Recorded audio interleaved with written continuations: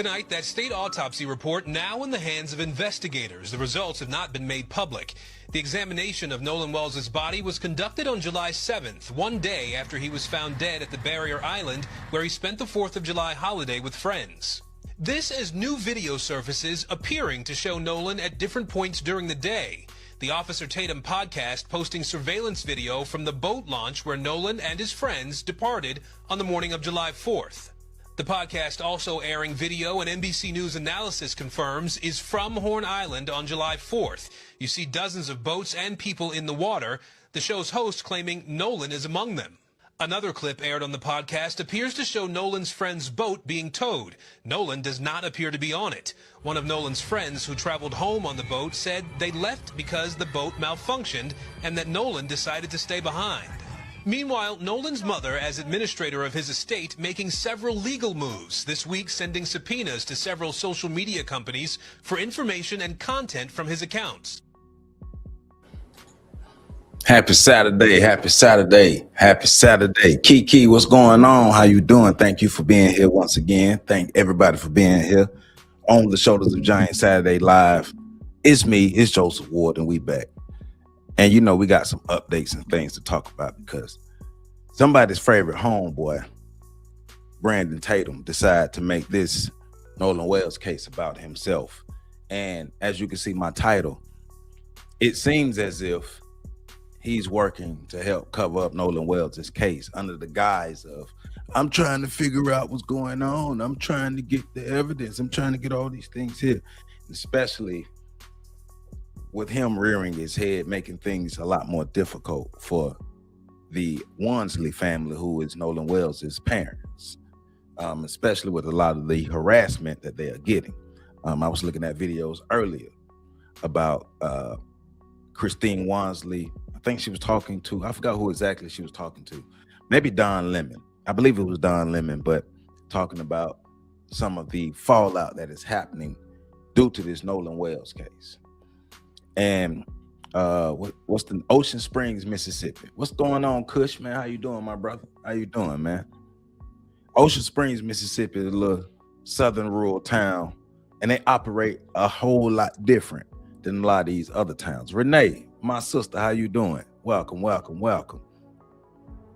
And you know, the politics in these little small rural towns, they do what they need to do to protect the ones that they need to protect.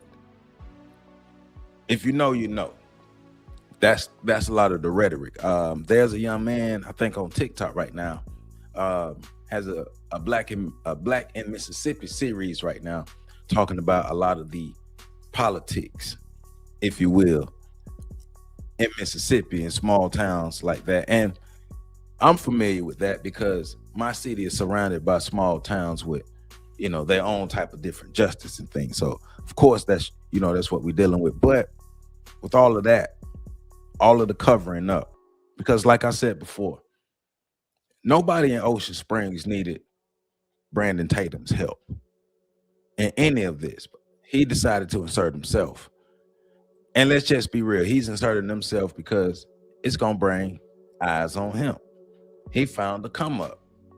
And this is one of the things that he's using to come up to help further his channel, further his name, and all these things here. And also, we already know his game. His game is to protect white people at all costs. Protect his bag. Sambo Tatum, what I call him. You know, so we're gonna give some updates on what's going on, but we're also gonna break down a lot of the lies and things that he is helping to facilitate within this case. And you know, just do our part, do my part, and us do our part. Independent platform, independent journalism, independent media, rather, not journalism, because I'm not a journalist, but independent media, being able to do our part to get information out and help get justice out there as best as we can, right? So please hit that like button, comment, subscribe, share, hit that hype button, because we're going in. We're going in, we're putting our thinking caps on, putting our investigator caps on as best as we can, because hell, if Brandon Tatum can be a lead investigator, so can we. What's his qualifications? I guess he would say he was a police officer, but yeah, he don't know what he's doing on this end, right? So let's just be real. So at this point, YouTube are the YouTubers, right? So let's get into this, right? I have a number of videos that I want to get into today. My two main videos will be the interview with Brandon Tatum and Tristan, and also Nancy Grace's interview with Brandon Tatum. Those are my main two features, but I have a couple other clips that I want to show. Of course, I started out with the video giving a basic update on what's going on in the Nolan Wells' case. The autopsy is complete, but we still know nothing about it, right? So Mississippi's official state medical examiner has completed the autopsy. The results, once again, have not been released publicly. Officials say the case will be presented to a grand jury once investigators finish gathering evidence. Authorities have emphasized that presenting the case to a grand jury does not automatically mean they believe a crime occurred. They describe it as standard procedure for suspicious, unexplained deaths, right? But like I've been saying from the beginning, this is systematic racism at its finest, right? A whole group of supposed friends go out to a place that they've been before, things that they've done before. Everybody comes home except the young black man. And then nobody knows what happens. Nobody is saying nothing. Everybody who's supposed to be his friend are working against him to keep this covered up. Everybody who's saying that they're his best friend are making sure that they keep their butts covered. I'm looking at my Instagram. I see my homeboy Doc Love. That's my man's. Me and Doc, we go back. If anything happened to him, you know what you're gonna have to do to stop me from telling everything that I know. And the same thing for him. If we are friends, you're going out there telling people they best friends, right? But they ain't saying nothing. So, hey man, this is wild. We know what's going on. But on the other end, this is another consequences of us not having our stuff together. So, yeah. Nemesis, what's going on, my brother? You said I don't want justice for Nolan. Said I do want justice for Nolan Wells, but there are some serious uncultural behavior going on, public infighting, the raccoonery, and the rest of the so-called community amplify. Hey, you know that's the other side of the coin, though. That is the other side of the coin that I'm talking about. The inappropriate behavior that Claude Anderson is always talking about.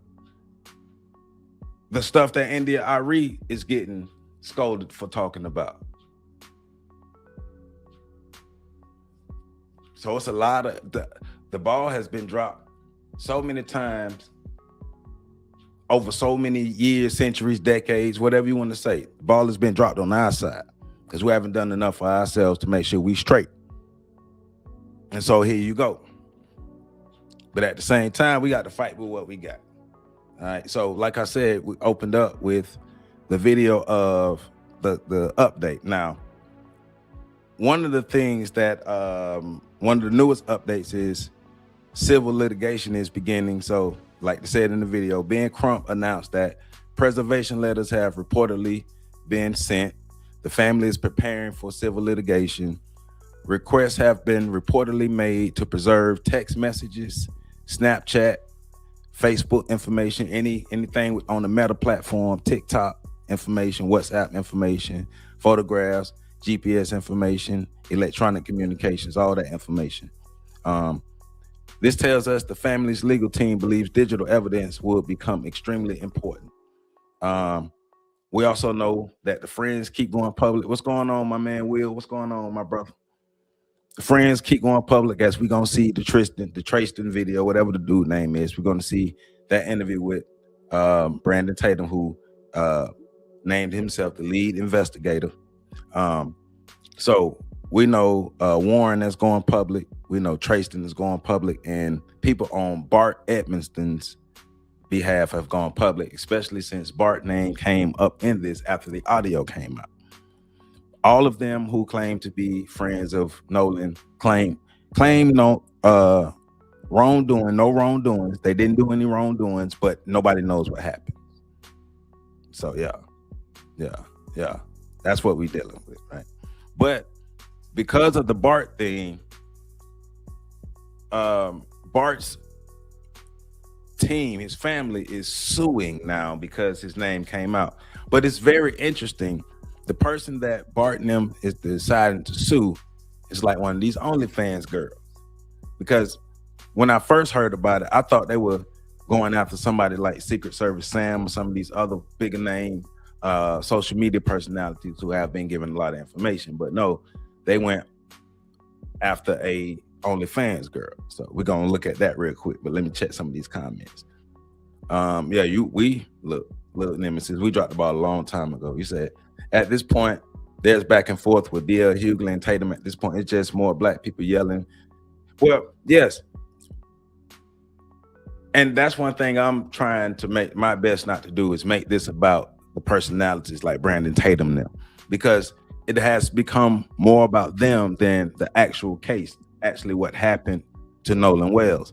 More people are paying attention to that back and forth and everything, rather than still paying attention to the information, still trying to make sure that some type of justice can be gotten for Nolan Wells. So I do agree.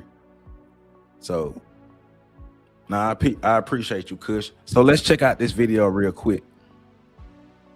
This is the burning. Yes. This is the burning house. So let's check out this video. Lawsuit defamation contestant in breaking news this morning from overnight. We've got the first official lawsuit defamation contestant in the Nolan Wells lies and conspiracies that have been going on online. Russell Latino, the attorney that was retained by the family of Bart Edmiston Jr., announced yesterday they were going to be suing a bunch of folks that have been spreading lies and misinformation, and said they would name their first, defendant, suee, however the hell you say it. They're going to be naming the first FAFO champ yesterday, and they did just that, and that is Miss Kimbra Lee right here. Russ says, we served a cease and desist demand for correction and evidence preservation notice on social media influencer, comedian, rapper, and OnlyFans model Kimbra Lee, spelled Kymbra space Li. Today, in anticipation of filing a defamation lawsuit against her, I anticipate at least 2 more such notices going out by the end of the week. I just bought a new case of toner for my printer. And Kimbra's reaction to that is, suing me will only make me rich, baby. Do what you got to do. It will be a waste of your time and money, and it will not cost me a penny, but will give me so much publicity and public outrage, I might actually be able to afford a hamburger.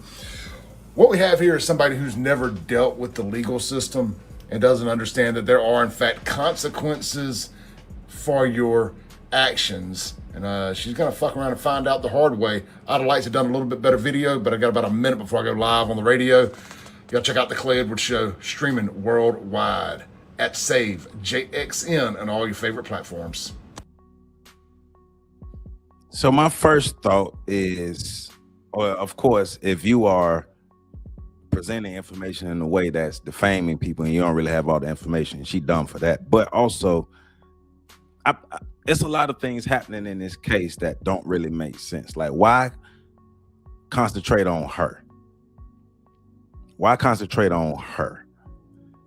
It's a lot of moving parts in this, in my opinion, a lot of red herrings and moving parts that's getting us away from what's actually happening with Nolan Wells. Like, we're not paying attention. Well, the real people are, but a lot of people are not paying attention once again to the case. They're paying attention to everything that's surrounding the case. And that's not what we're supposed to be paying attention to. But also from this, from my understanding, they have identified a number of creators on social media that they're supposed to be throwing these lawsuits at. And I'm guessing they're trying to scare people into not continuing to follow the case and put information out. But, you know, that's not going to happen. You can only do that so many times. And, you know, from my understanding, this Bart character is supposed to be a NFL prospect at the University of Wyoming who's from Ocean Springs, Mississippi. He says, wake me when they're done. All the dog whistles throughout this ordeal has been sickening. They're using this as a huge distraction. The question, exactly. Exactly. We're not paying attention to what's going on. Everybody trying to be the focal point of this. It's not about that. It's about figuring out what happened to Nolan Wells, but also understanding that there's a whole large system at play at Ocean Springs, Mississippi. Matter of fact, in the state of Mississippi itself, that is helping to suppress as much information about this as possible. When the last time, well, I ain't gonna act like it probably never happened, but how often, you know, they try to put out as much details as possible, try to put out as much information as possible, especially if they have information to show that these teens are innocent. And right now, the only person that is saying that they have information is your boy Brandon Tatum, Butter Biscuit Brandon Tatum. He's the only one that is saying that he has this information, but we still don't have no information. He's the secret detective with the information, right? But it still has been no breaks in this case. Even the independent autopsy that Ben Crump's team had conducted still didn't yield any results that have helped or hurt the case. We're still in speculation mode. The greatest break that we've gotten so far is the audio. And even now, if you've been paying attention, a lot of these old media outlets, especially the white ones, I think I even seen Joy Reid and them trying to degrade the young lady who separated the audio and enhanced the background audio for people to start hearing what was said in the boat tow call. And so now you have these media outlets and everybody saying that this person did this to the audio, they added AI, they did all these things to add things to the audio that wasn't there. And then on the other end of that, they're telling people that you haven't heard what you heard. So it's a whole system at play that we can see in this whole Nolan Wells case. This is what it looks like when you're fighting the system. Straight bullshit, Renee. You said it's not supposed to make sense. The point isn't justice. It's everyone and the dog making money, clicks, views, publicity, and relevance on the back. Hey, look here. But then for us though, for us, we can't keep complaining when this stuff happens. If this what folk gonna continue to do, you can't complain when it happens. It's ignorant. It don't make no damn sense. If you're gonna if they're gonna jump into it for the clicks and views and for the notoriety and stuff, stop complaining when it happens. Because it's not like it's gonna stop happening because we don't want it to stop happening. But that's the other part of it that's frustrating for us. Uptight, what's going on, my brother? I mean, you know, I agree with you all 100%. So I found this other video. This is the governor of Mississippi talking about the Nolan Wells case. And like I said, from the local officials, from the people in Ocean Springs who actually control Ocean Springs, to the people who actually control Mississippi. The authorities are all on the same side, seems like. The majority of the ones that are presenting themselves in public are all on the same side. Help to cover this up, help to make it look like all of these people who are with Nolan are innocent. And we don't know what happened. Just chalk it up to drowning. Because remember, from the gate, I believe it may have been Ledbetter, I'm not sure, but from the gate, they ruled it an accidental drowning from the gate.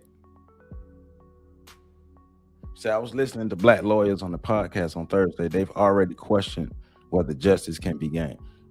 I mean, that's a good question. That's a good question. Like, does the Nolan Wells camp have what they same thing? But isn't this the same question what we've been asking about these last couple cases? The last couple cases we've been talking about, it's the same question we've been asking though.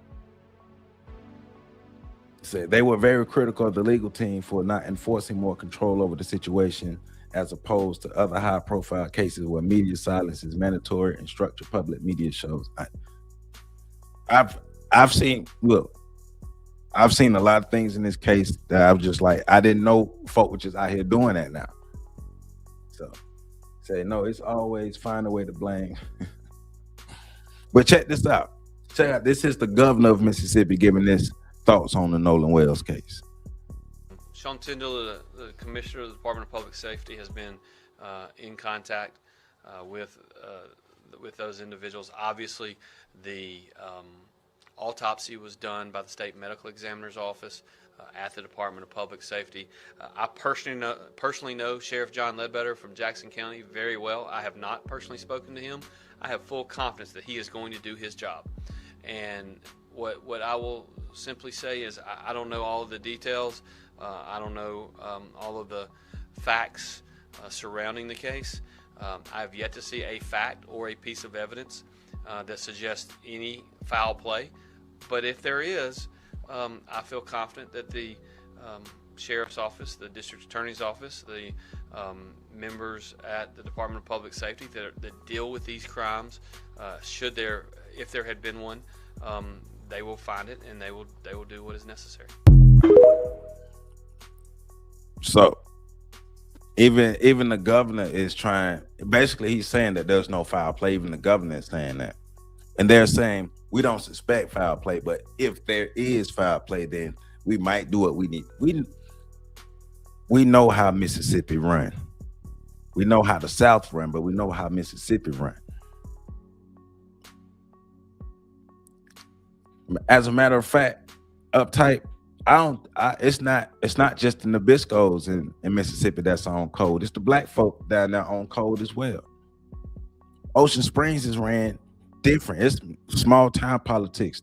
It's a lot of black folk on code down there too, who are helping to make sure that these white folk don't get upset, that these white folk don't stop treating them all kind and dandy. And so that's one of the points I was making the other night when, when you got generations and generations of black people who are ingrained in these communities, they don't see racism like they're supposed to see it. They really believe that they're part of these communities until something happens and then they realize that they're not.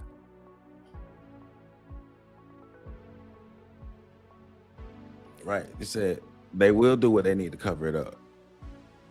It says they specifically mentioned other legal cases where people try to raccoon like, hey, look. And they mentioned a few ways to silence these types of idiots, such as basically threatening the intent to subpoena them to find out what they know. Yeah. So Officer Tatum has that Mississippi mentality. He ain't even from down there. But once again, that's my thing of pointing this out for this show. It's like he has made this more about him than it is about Nolan. Coming with the claim that I come to help get the truth out. But more when you turn on the social media, you see more people talking about him than they are actually talking about Nolan at this point, which is a problem. Say we must separate from them demons. Hey, look here, we have to, because look, like think about it. Would you really want to be on the front lines? Would you run? Because the other day, I agree with PC saying we at war, but do you really want to be at war with some black folk who's totally assimilated to white supremacy, who believe that they are part of this white system, the white supremacist system, who believe that these white supremacists are their brothers and sisters? You really want to be in the trenches with them people? Nah, not me. Yes, staying on code would have definitely prevented a lot of things. But we got to get a code. And that's one of our problems, though. We don't have a code. We ain't got no code. We don't have a collective code. I say that. We don't have a collective code that we follow. We don't have a way to make sure that we taking care of ourselves in mass, probably not even in critical mass. How do we protect ourselves? Look at this. This case is another case. It shows our hopelessness and our helplessness. How you doing, Elizabeth? You said this is not how legal issues supposed to run. There's supposed to be nothing said until what it said is 100% solid. You don't just put your bids out there for the look. I've been saying that for the longest, but that's why we saw Warren, we saw Tracy, we saw too many people are talking. And so, that goes to one of the points that Brandon Tatum was trying to make, that Nolan Wells' parents, if they want to find out what happened, they should talk to him. Why? A legal case is going on. Why would they talk to you? And who the hell are you? But why would they talk to you? Talking to you could hurt their case, just like those dumb boys talking. But I believe they feel like they have so much power to cover this up that's why they talking. I could be wrong. So what if a black person is killed every day somewhere? We just don't hear about it. It is now that's definitely possible, and it probably does happen. But remember, and that's a great point, Elizabeth. A lot of times we only pay attention to the sensationalized stories because they know how to get us every summer. We've been, me, Pat, and PC been talking about the Black Folk Summer Workout Plan every summer. Get out there and marching and protesting and all that stuff there because a black death has been sensationalized. So yeah, but talking about the mindset of black people, assimilated black people who are down there in this Ocean Springs community and how they think. So supposedly, I found this video on TikTok. So this brother is supposed to be a resident of Ocean Springs who knows the Wells family or the Wansley family, and listen to what he's saying. See, here's a lot of things that the people in the back of the room don't know. Hold on, let me remove this one. Because we are privy to. See, here's a lot of things that the people in the back of the room don't know. Yes, us locals, we are privy to a lot of things because we know these people. I gave Nolan his first haircut. I know his parents. Been knowing him for years. Been knowing his mom since she was like in high school. I'm real good friends with her family. So here's the deal. When that video came out, and you hear them people on there talking that lady dug up and went and researched and brought up the sounds. The truth is this: if that video is legit, it's a few people in trouble. Point blank, period. Point blank, period. Now see, this is the stuff that you gotta wait for. This type of evidence, right? Now, I'm gonna help you out here. Alright? I hear Bart and them parents are suing. Listen to what he gonna say. Bart's name was mentioned on the video. Okay? Well, I asked one of his friends, who was a black guy, about Bart a few days ago. And they said that Bart was cleared already. And according to the black people, they cleared Bart. The black, according to this dude, if this is true, if he's actually in Ocean Springs and this is actually true, the one black person that he talked to in Ocean Springs has cleared Bart. The black people, he's saying the black people, according to this one black person he's talked to, has cleared Bart. These the people we fighting for?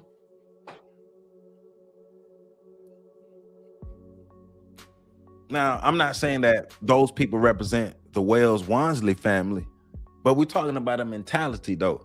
A mentality of a group of people who keep complaining about racism.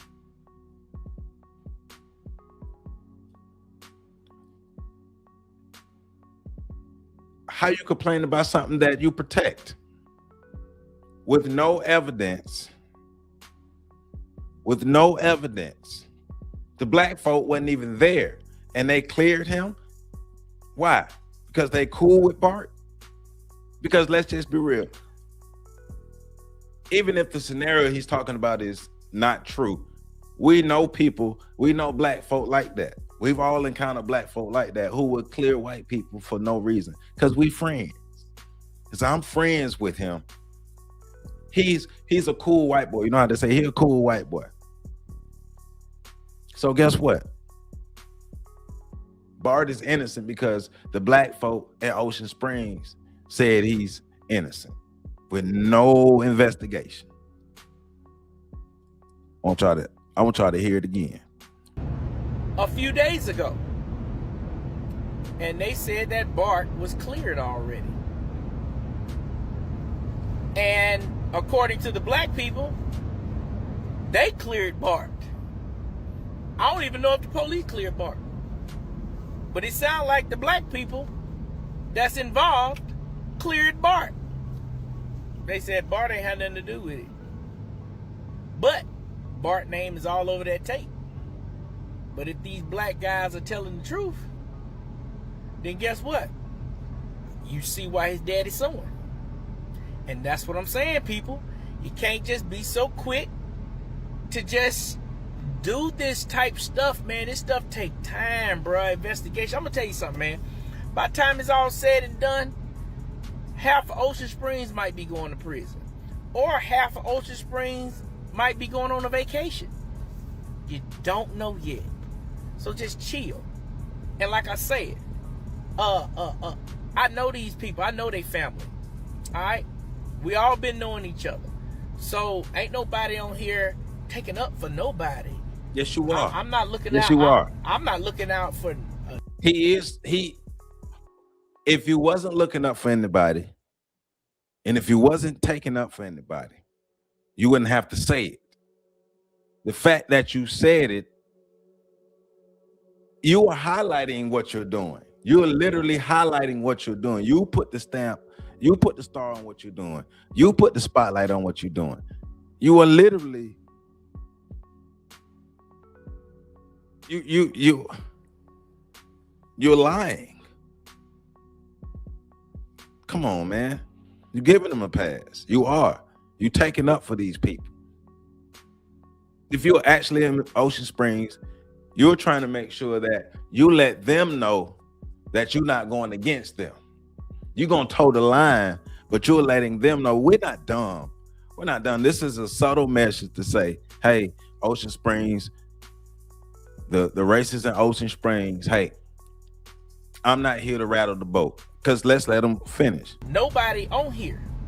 I'm only speaking what I think is best to be spoken to keep the peace until the facts come out. Keep the peace until the facts come out.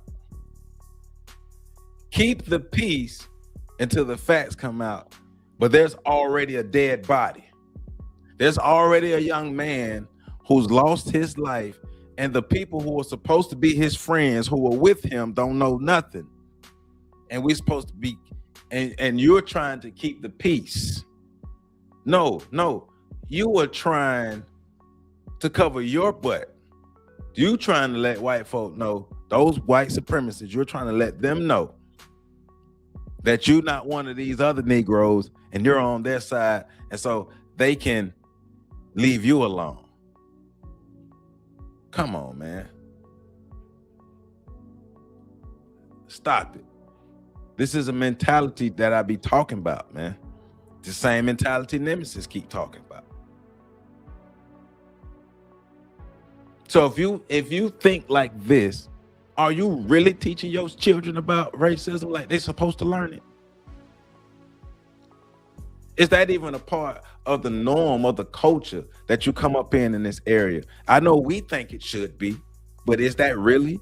Because you're going to do whatever you need to do to survive in that area. Let's just be real. What's going on, Songwriter Sonny? How you doing? Child of God, what's going on? I'm just saying, man. These people's mentalities, they're starting to show. We're starting to learn a lot. So then if they are found guilty, I'm assuming he'd be administering Look, I guess, because I guess he gonna be the one that's keeping the peace. He gonna be at the forefront to make sure that the same racist white people he's trying to appeal to don't go upside his head, because that's what he's trying to do. He's trying to make sure they don't target him. Hey, I was on your guys' side. Well, who the hell is on Nolan's side? Well, of course, we see nobody now, especially the so-called friends. But this is what we talking about, though, right? This is the type of stuff that is hitting the airwaves. Everybody's putting their 2 cents in. Everybody knows. Everybody's got the details. He got to. They like the small town mentalities. Like, I'm familiar with black folk with small town mentalities. My town is surrounded by that. My town right now is surrounded by a whole bunch of towns that racism run these little towns. I know about it. I done seen it up close. I'm still trying to understand why they got a wig. And he got one of them Mississippi swamp delta beards.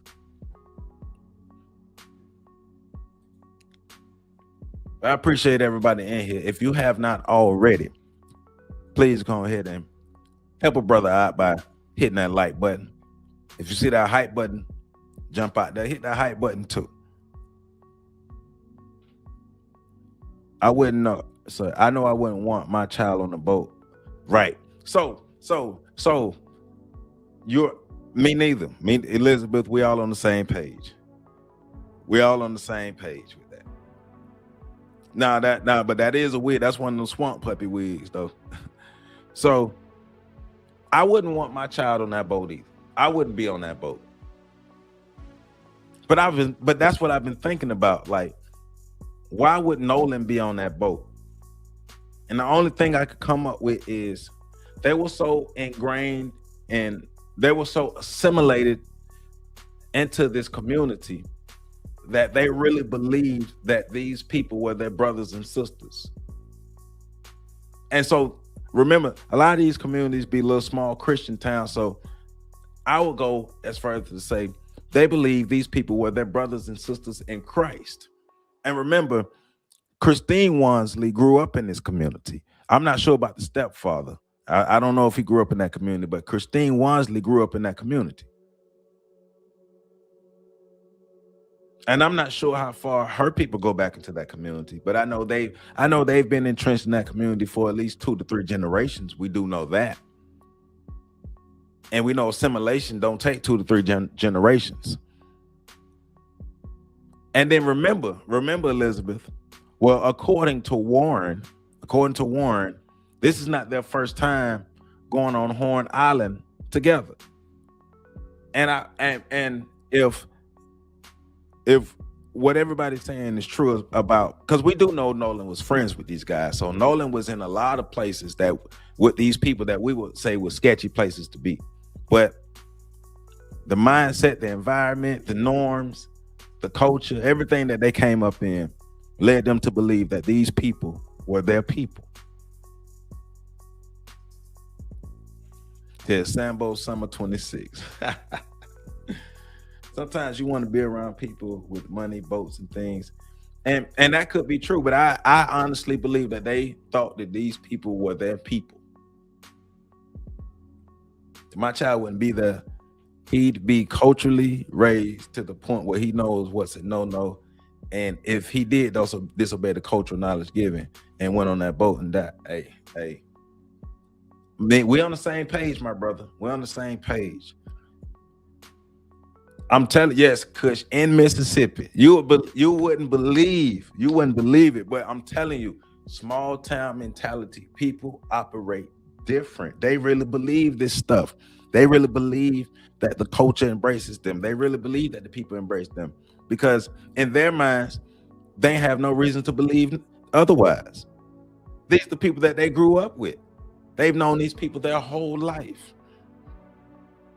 until they don't know them. That Asian lady and her family got us fighting all these vampires they allowed in the hey. They learned that. Well, it's too late for Nolan to learn that lesson. But the stepfather did say, and I think either G Money or Bumpy was saying that in the comments the other night on Wednesday night. So I do G Money or Bumpy. I'm not sure which one of y'all said that, but if y'all see this, I do want to acknowledge that you all were constantly in the comments on Wednesday night saying that the stepfather, and which is true because I heard him, the stepfather did say he had talks with Nolan about him being too trusting. But that's just that. Why was he too trusting? Why was Nolan Wells so trusting of these people? Because he thought that they were his people. So yeah. So let's get into this interview with Butter Biscuit Tatum and Tristan. You know, let's put on our investigator hats and let's analyze the hell out of this interview. Then I got another video that I want to show, a young white lady who has found some information that she's presenting, and then we're gonna get into the Nancy Grace interview. So, anything to do with Nolan's death? No. Do you have personal knowledge of someone directly you're right in your friend group having anything to do with Nolan's death? No, not at all. And see, just that out the gate, nobody in this group had anything to do with Nolan's death. So tell us what happened to Nolan then. Tell us what happened to Nolan. And then why didn't anybody say that anything happened to Nolan? Y'all were there with him. And the other people who were there with him, even if y'all left, what about the other people who was with Nolan? Why didn't Katie or anybody else say anything? If everybody loved Nolan, but nobody wanted to say what happened to Nolan. Make that make sense. So I saw you on television, you had an interview, and I felt like you laid out a few things that I think the world needs to know and be clear about. Okay. And the first one is the relationship that you had with Nolan. Can you explain your relationship with Nolan?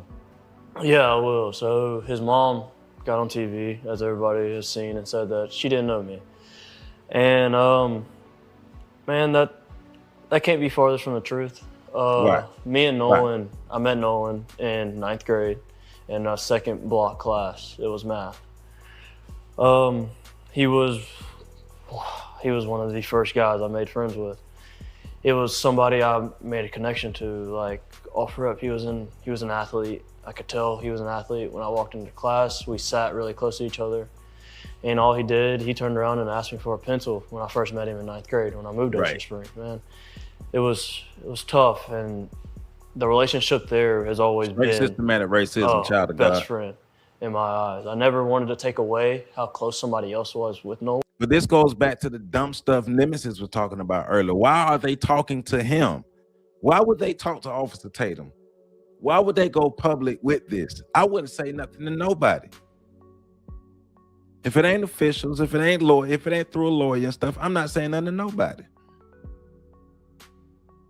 And this systematic racism at its finest. So this is the kind of case the media loves. This, yeah. Definitely the new default token.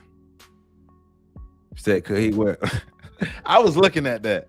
Love muscle. I was looking at that. Like, but it did he just get out of the fields or something? He was running tractors or something. He was wrangling hogs or something. But Nolan was my best friend. That was a guy I knew I could call at any point in time. He called me at 11. Well, you know, that's a good point, son. Not to keep stopping. That's a good point. Now, remember, not too long ago, those white folk told Tatum that he ain't welcome in the white people club. That he had to be outside, and they treat him bad when they come around. So, to your point, this is Tatum. This could be Tatum showing them I'm the real Sambo. I am a Sambo because look, I'm gonna help y'all cover up this Nolan Wells case. On the clock on the 4th to see where I was parked at. Man, me and Nolan have countless nights of him giving me advice on my girlfriend, on my life in general. Nolan has been the only friend, and I love my friends and my best friends in this group of guys, but Nolan has been the only person. Notice he hasn't mentioned how Nolan's mother knows him. You know how many people I'm cool with that I met in school or other places that I've been down with for over 20 years that have never met my mother?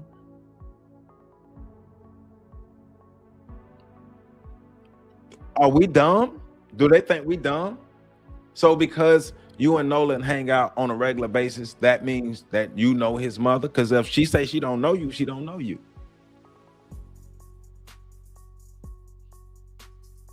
Ever tell me like he's proud of what I've done. He's proud of how hard I worked. He's proud of me going overseas to go play ball. That was my guy. Like, that was my best friend. Yeah, and so how does it make you feel?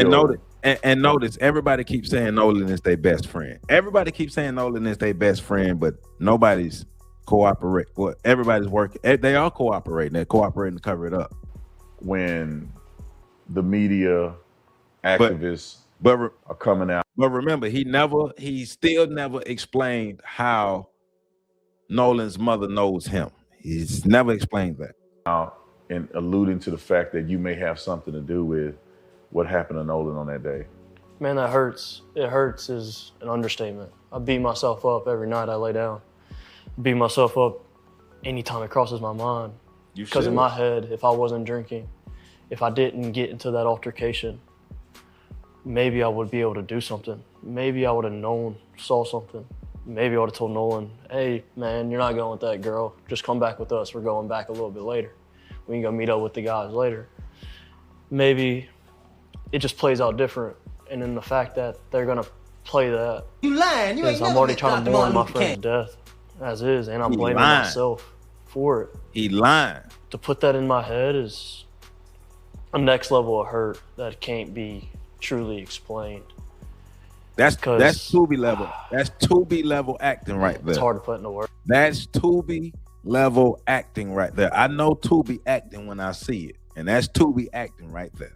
Words generally, it's backstabbing from a sense of a community that I thought I had with my skin color, and they stay so strong together, and I'm supposed to be one of them, but I come up and I speak, and now I'm the person to blame.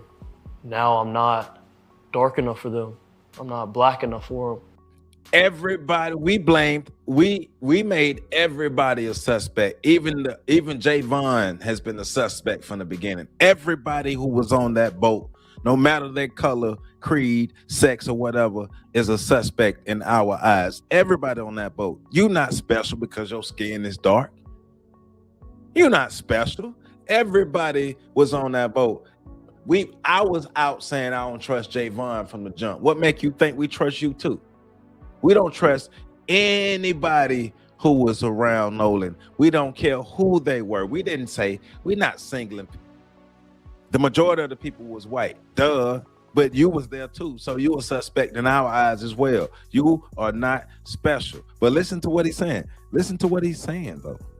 Words generally, it's backstabbing from a sense of a community that I thought I had with my skin color, and they stay so strong together, and I'm supposed to be one of them, but I come up and I speak, and now I'm the person to blame. Now I'm not dark enough for them. I'm not black enough for them, and now I'm the issue. It doesn't make sense in my head. What does your skin tone have to do with you being the suspect? That's what I want to know. What does your skin tone have to do with you being a suspect? If Nolan Wells would have been out there in a boat full of black people, they would all be suspects in our eyes. What does that have to do with anything? You're trying to twist the story.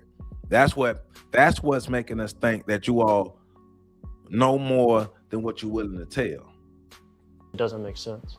Was Nolan, I mean, obviously you were in a friend group, but the way the media makes it seem all your friends. Almost as if Nolan was the only black person in this whole friend group. Now they don't even mention Right, you. Kush. They don't bring you up in this whole thing when it comes to, you know, what happened on at Horn Island. Yes, they do. So what's your take on Nolan being, you know, presented as like the only black kid in a group of all these white boys? That's crazy, man. I know we've spoken a little bit, but that friend group that I'm a part of to this day was the first friend group I was in when I moved to Ocean Springs. It's a new kid coming in. Now, listen to him. Listen to him. He's explaining his assimilation. Listen to him. Never knew any of them. I known one, kind of, sort of, back from grade school because we went to the same private school together.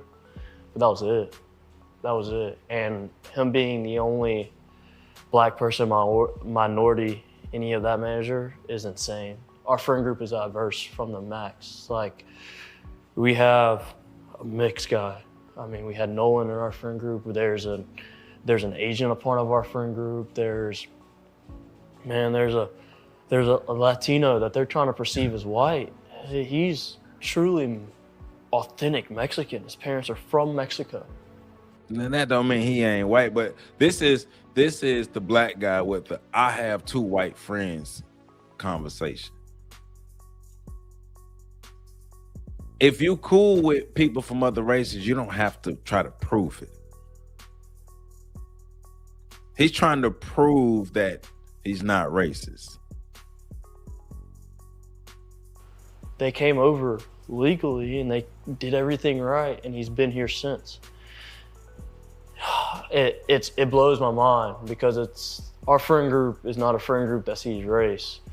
Our friend group sees what good you do for other people, what good you bring, and how the type of person you truly are and where your morals lie. That's one thing in common. Me and my friends might not agree on everything, but our morals align. Our morals know.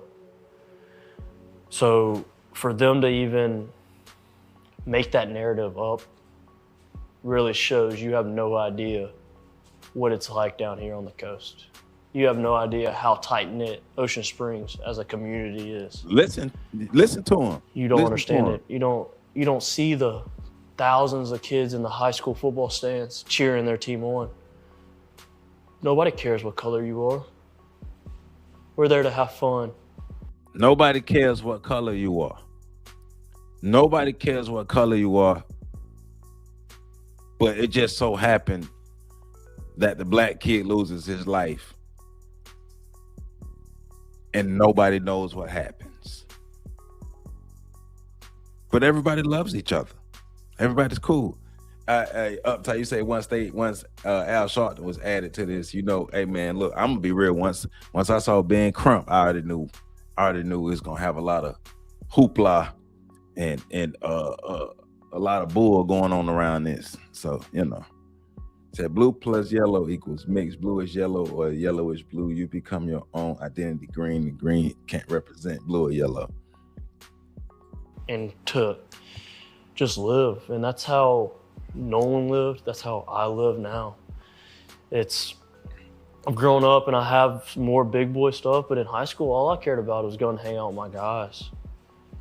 And I mean, on a personal level that leads off of it, is like, it got me in trouble with my girlfriend just because I wanted to be with the guys.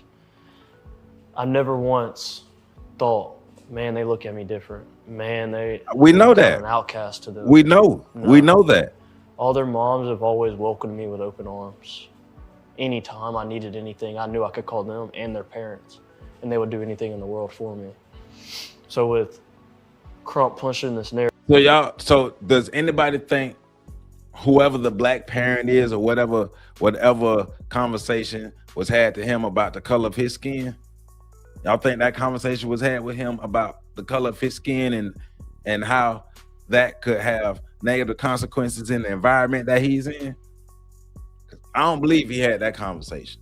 I don't believe that conversation was had in his household.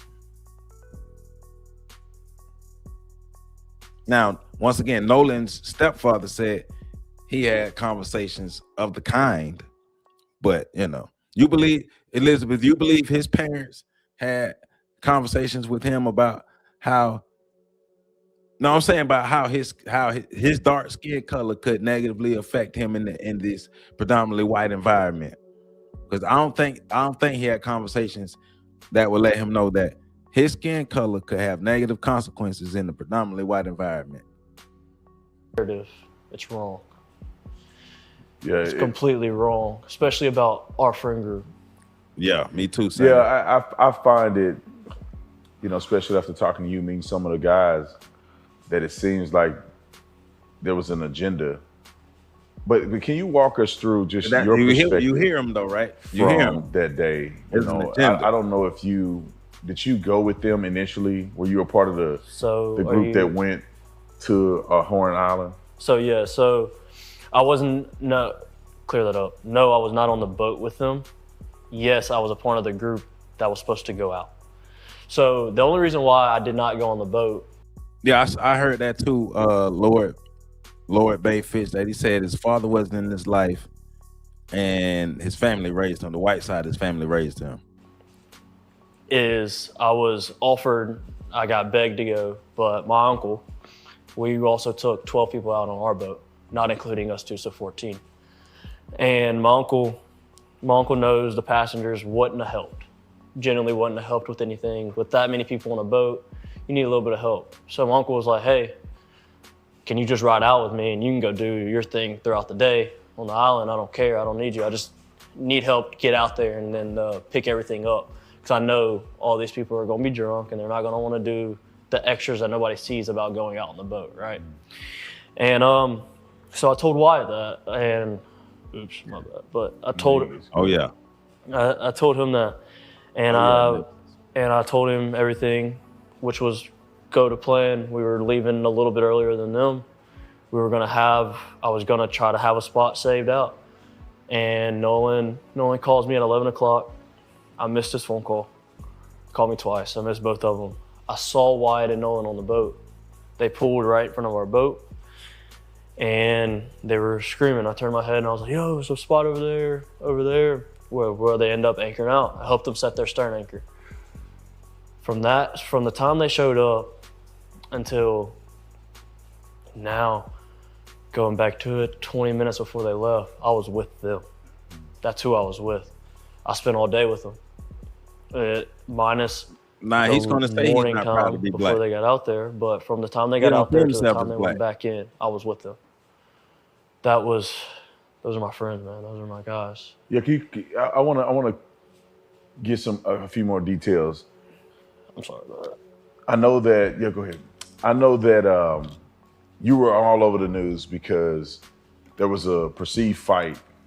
Now, just like Nemesis says, he sees himself as an American. He sees himself the same as those white people that he be around, especially his family. He's mixed race, and he says that his white family is the one who cared for him. The black family didn't. So he sees himself as that. People, this is the thing that gets me, and I want to clarify this. When I saw the video that they put out on the internet claiming that Nolan was saying, give me my effing phone back, Nolan's coach came out and said immediately he knew it wasn't Nolan's voice. And obviously it wasn't Nolan's voice because you were the one that was me yelling, in there yelling. You got into an altercation with somebody. What happened after that? Like, put me in your place where the fight is over, whatever happened.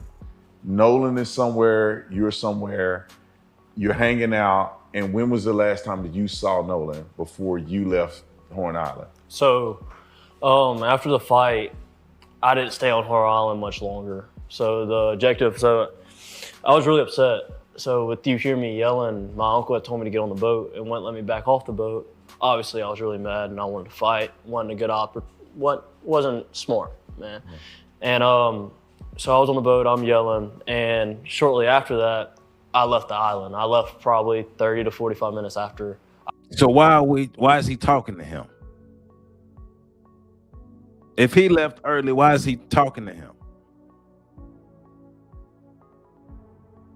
But Trayston don't know that he giving up a lot of information that, he ain't really supposed to be giving up. But that's the dummy talking to the other dummy. So I got into a fight. We started to pack up and left because I was so upset. As Javon mentions, that they were ready to get me back to land because I was really mad. I was genuinely really mad. But the last time I saw Nolan, I was walking to the boat. This was before the fight. It's me and my old lady. We had just got out of a group of people. Nolan was walking towards Wyatt's boat. I was walking in the opposite direction towards my boat. And I dabbed Nolan up. I made a slick comment about something, actually about the girl that he was with. I made a slick comment to him, us joking around, and I kept going. And not even 10 minutes after that is when I got into a fight. Last thing I told Nolan was, all right, buddy, I love you, see you later. And I'm glad I said it. I had been under the influence a little bit, and that's probably why I did say it at the time, just, getting all lovey-dovey, but I'm at peace I said it. I'm glad I said it. That was my last encounter with Nolan. I was telling him I love him.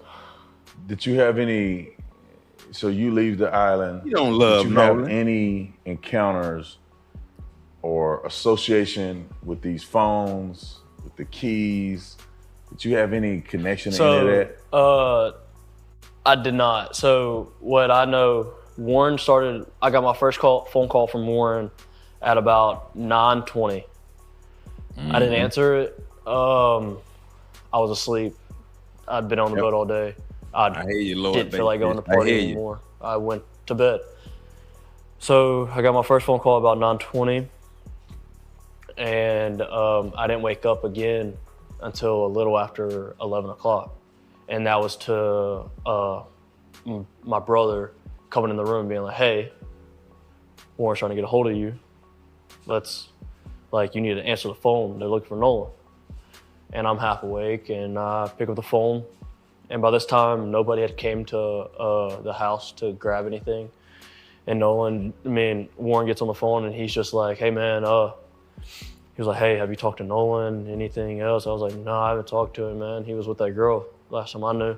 And he was like, okay. He was like, man, we can't get a hold of him. We don't know where he's at. And I was like, man, it's Nolan. He's probably just out somewhere with that girl. If that audio is real, if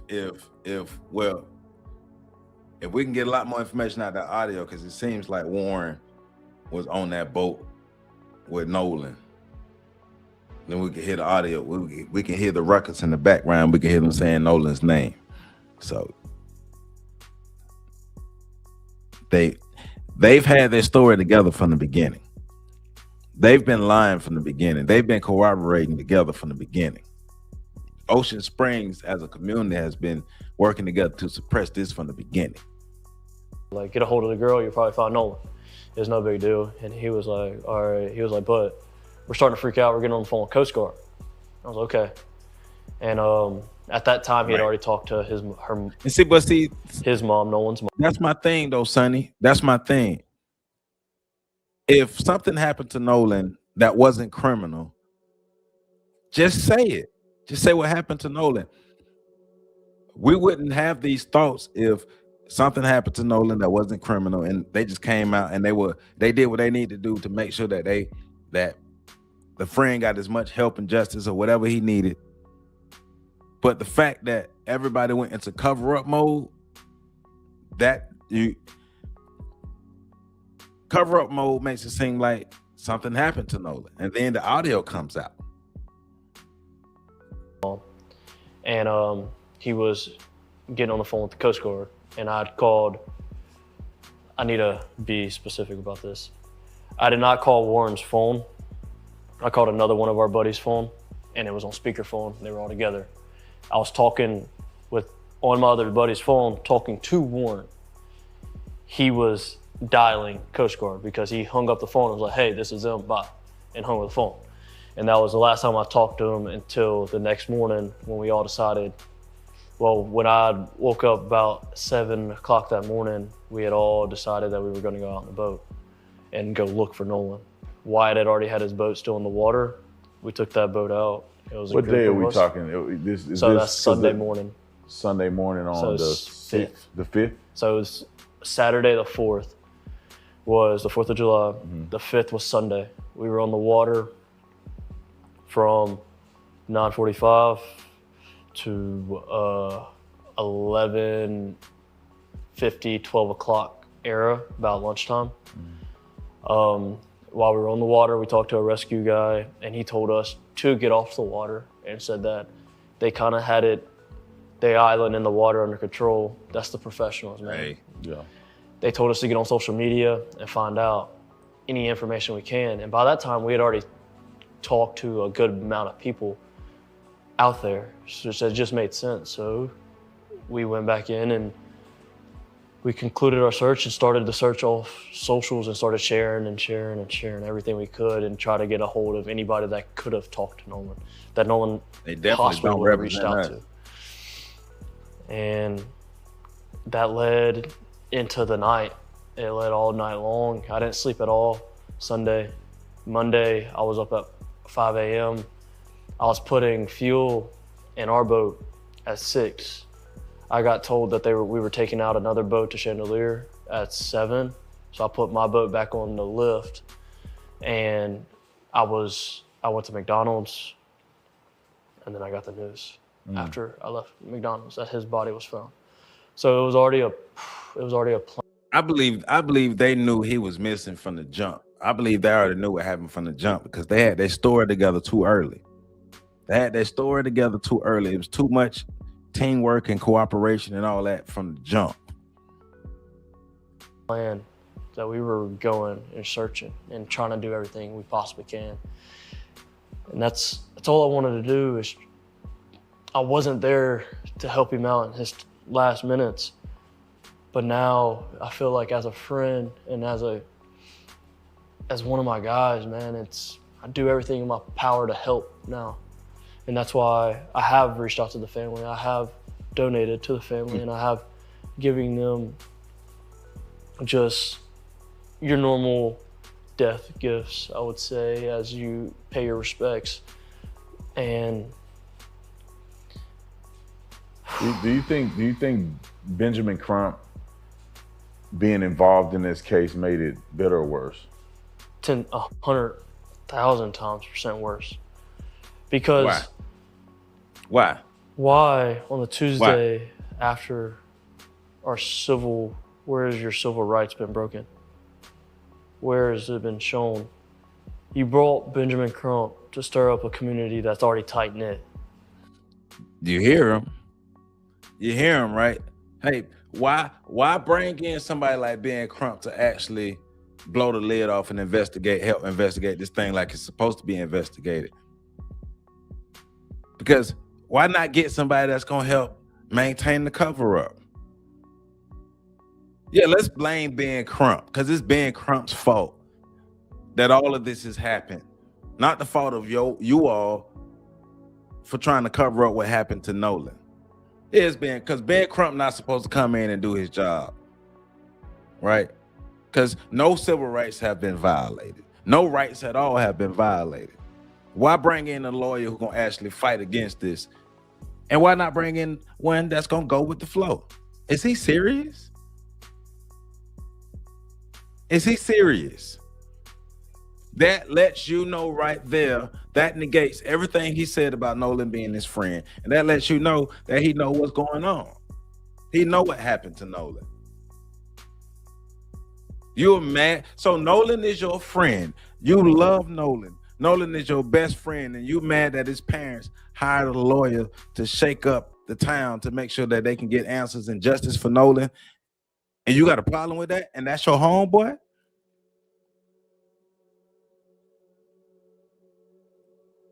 They think we stupid. They think we stupid. No, Elizabeth, he didn't mean tight knit. He mean white knit. The town is white knit, not tight knit. Yeah, we might not be best friends with everybody, but I promise, if you're talking about Ocean Springs as a whole, Ocean Springs is going to have Ocean Springs back. No, they don't. 110%. No, they don't. No, they don't. Why is everybody not having Nolan's back then? Why doesn't Ocean Springs have Nolan's back?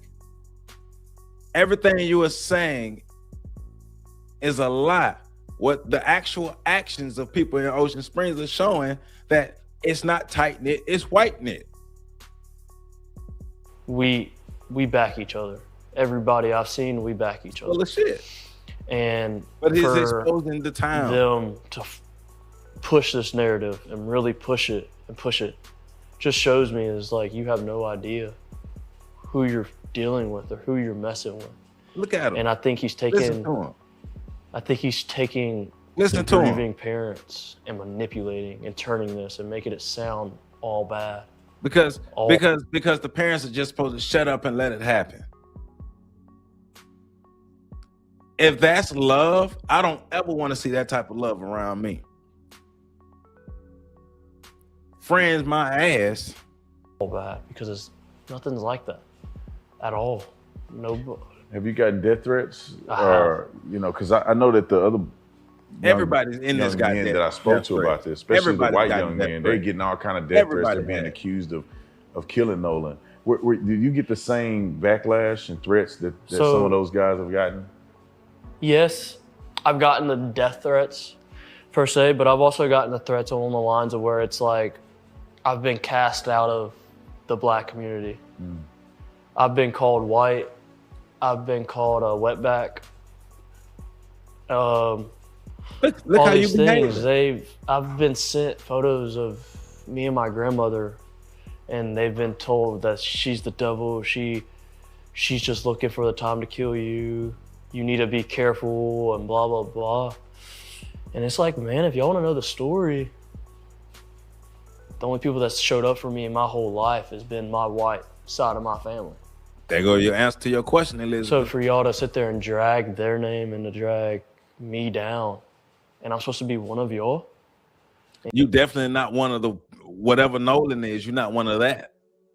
Because look, he's riding harder for the white people in the city than he is for the person that he said he loved.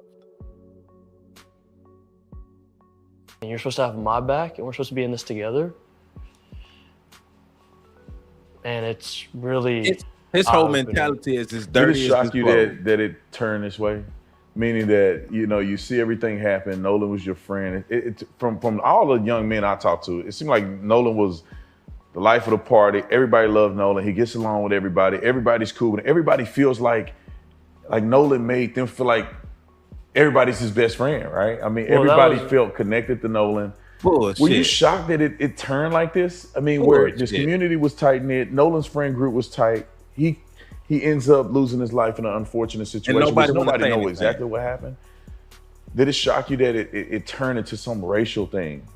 Yes, racial, I do agree. Now, it going famous or going viral, that part didn't shock me.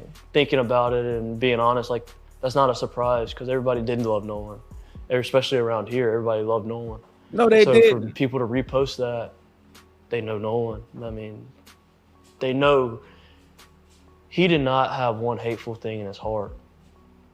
You do. Racism? No. If it's not about race, then why aren't you and others stepping up to tell as much of the truth as you know? Why is it, let's protect the white kids? See, because he's not putting two and two together. You're saying one thing, but your actions and behaviors are a whole different thing. You're literally working to protect the white people that were there. And the one black dude that everybody's saying they love, you're literally actively working to make sure his death is covered up. It's a drowning. Okay. That was a shock. That was a complete shock from his mom and from his stepdad. That lady don't know you. That's a shock. That's an utter shock because it's like, first off, I don't know how to word this. Nolan wasn't fully black. Nolan's mixed. Nolan has a little bit of Asian in it. What does that mean? What does that have to do with anything? You don't hear that though. What does that have to do with anything? You don't. What's that have to do with anything? So to turn it as like Nolan's dead too. somebody's Nolan has a little bit of Asian in him, and Nolan's dead. No white people are dead, but Nolan's dead. The one who still got a little bit of Asian in him, he's still dead. And none of the white people are talking. harping down on Nolan because of the color of his skin. You don't know us. You don't know our community. Shit me. It's crazy that people are just running with a lie. And it's so easy for people to believe it from One the truth outside, we do know looking that into the black dude is Mississippi's dead. history, Excuse per me. se. The But it's black like, and Asian dude is dead. looking at You do history. know that. That's the truth. Let's go to each state's history. I bet they're not the best with black people.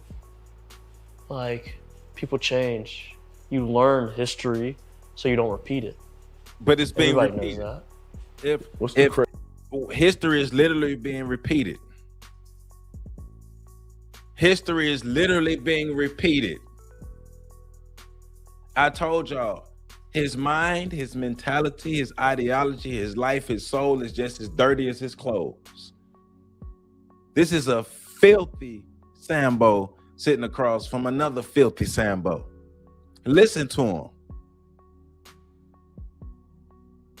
He's riding harder for Mississippi than he is for the person he said he loved. Get the hell on, man. What's the craziest lie that you've seen floating around there about this situation? I know there's a lot of mysterious things, but like, what to you, what's the craziest thing that you've heard somebody say about this? That my buddy in the photo was his lover. That was wild. That's been the utmost craziest, because it's like, what? Like, where'd you get that from? Yeah. I mean, also the lies of just how. Notice Tatum ain't asking no real questions either. How racist Mississippi is, or how racist the coast is, and Ocean Springs, and yeah, no. Tatum isn't asking any real questions. Like, you have no idea. And what I thought was crazy lie from the beginning was he's the only black person on the boat. He's the only black person on the island. No, not at all. Like, not once. Like, where'd you get this background information from? How many people are on that island from your vantage point? On the 4th of July? Yeah. Thousands? What I keep 13 saying. miles? So thousands of people are out there and not one of them know what happened to Nolan. How does that happen? How does that happen? How are we in a small place where thousands of people are and nobody knows what happened to Nolan? How? Whether black or white, nobody knows what happened to him. Because remember, I've been calling out Javon from the beginning that Javon know what happened as well. Javon got information too, and he ain't talking as well. So do you and everybody who was out there. Thousands of people out there, and nobody knows what happened to Nolan. Hey, y'all, I'm going to stand on top of a building and pee on y'all. But no. Don't mind it being yellow. It's just yellow rain. It's just yellow rain.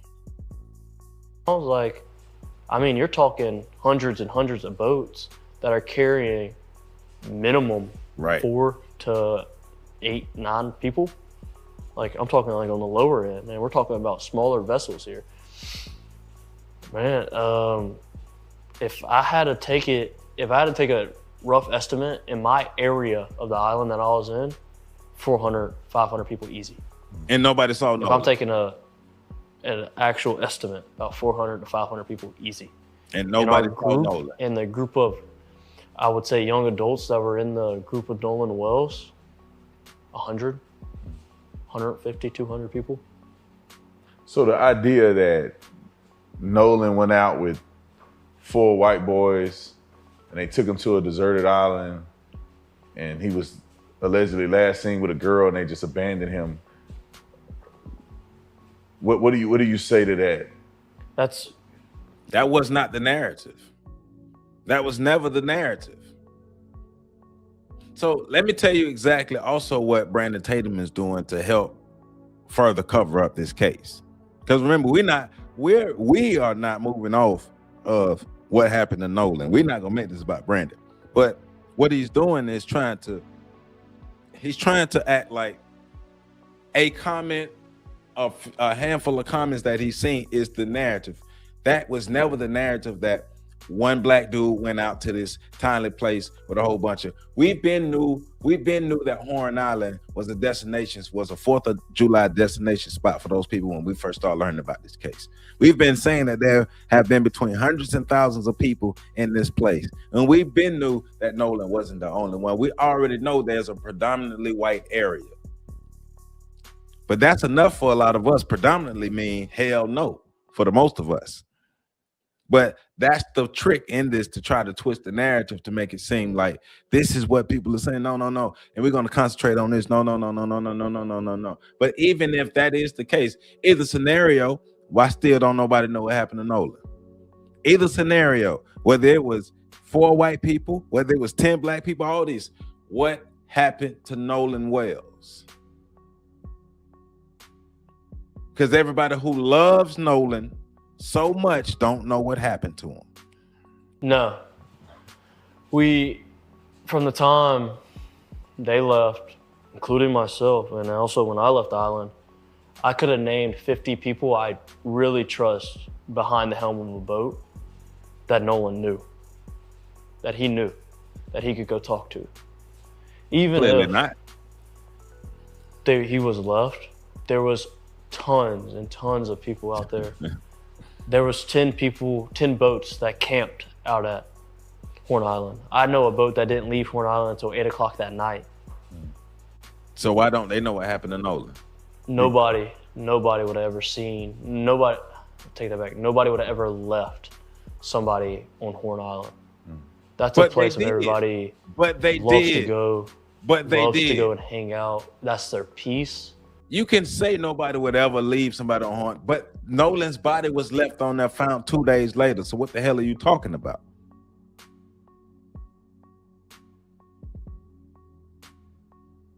Then a mother, but small town mentalities. Because we know Brandon Tate, Butter Biscuit Brandon. We know that he's grifting to keep white people loving him because he's a loser in real life. But this dude is really entrenched in this community. Once again, like I was saying the other night, these type of people not engaging in the right type of conversation with their kids. Look at his skin. Look at his skin tone. His skin tone ain't that much different from mine. But his black skin, white mask. Perfect example of black skin, white mask. Nobody wants to see anybody out there, especially in the boating community. And I can speak on that, like, genuinely. I grew up in it. That's absurd. It's absurd. So can you help me understand the fight a little better?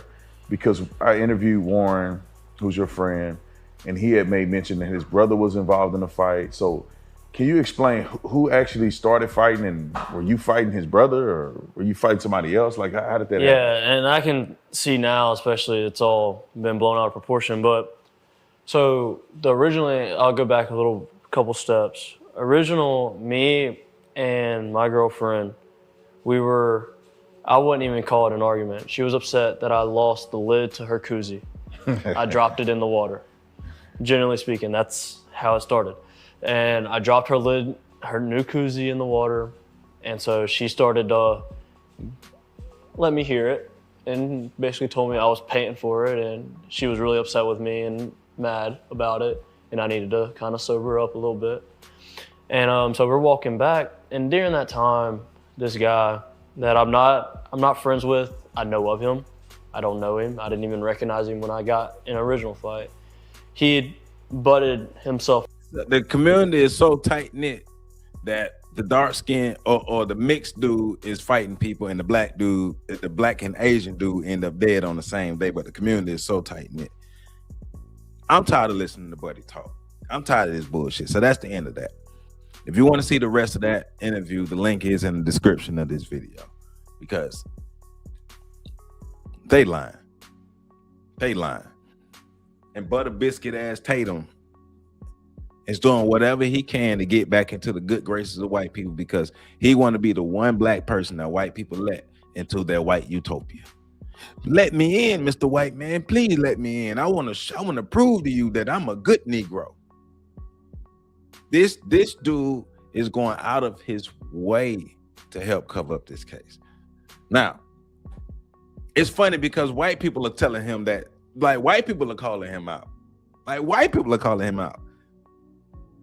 But speaking of white people, so let's check out this young white lady who did her own investigative work and looking at the timeline of Nolan Wells and GPS positions and things like this. So make sure none of these other videos are up. So check out this young lady. I don't know if there were any black females on the trip. We do know there were other black males, and we do know other black people in the area, but we don't have any information of other black females on the trip. Figured out the Nolan Wells timeline. I know how they messed. Hold on, my bad. Let me get this off. Figured it all out. I figured out the lies that are based in truth. I figured it all out, and I've got proof. But stick with me because it's going to be a long video, y'all. Yeah, I found a 15-page Marine Patrol report that had lots of little details that prove that the boys had been lying. So I've already shown how at 1:30 in the morning, the initial Lieutenant Odom with the Jackson County Sheriff's Office said that his deputies spoke with several of the friends who traveled to the island on the vessel with Nolan. And they said that he left in the company of an unknown female and that he chose to remain on the island. So what was the next step? Did you guys ever engage with police? Or Yeah, so the first time I talked to police was July 7th. I talked to the lead investigator, and I told him my whole story, top to bottom.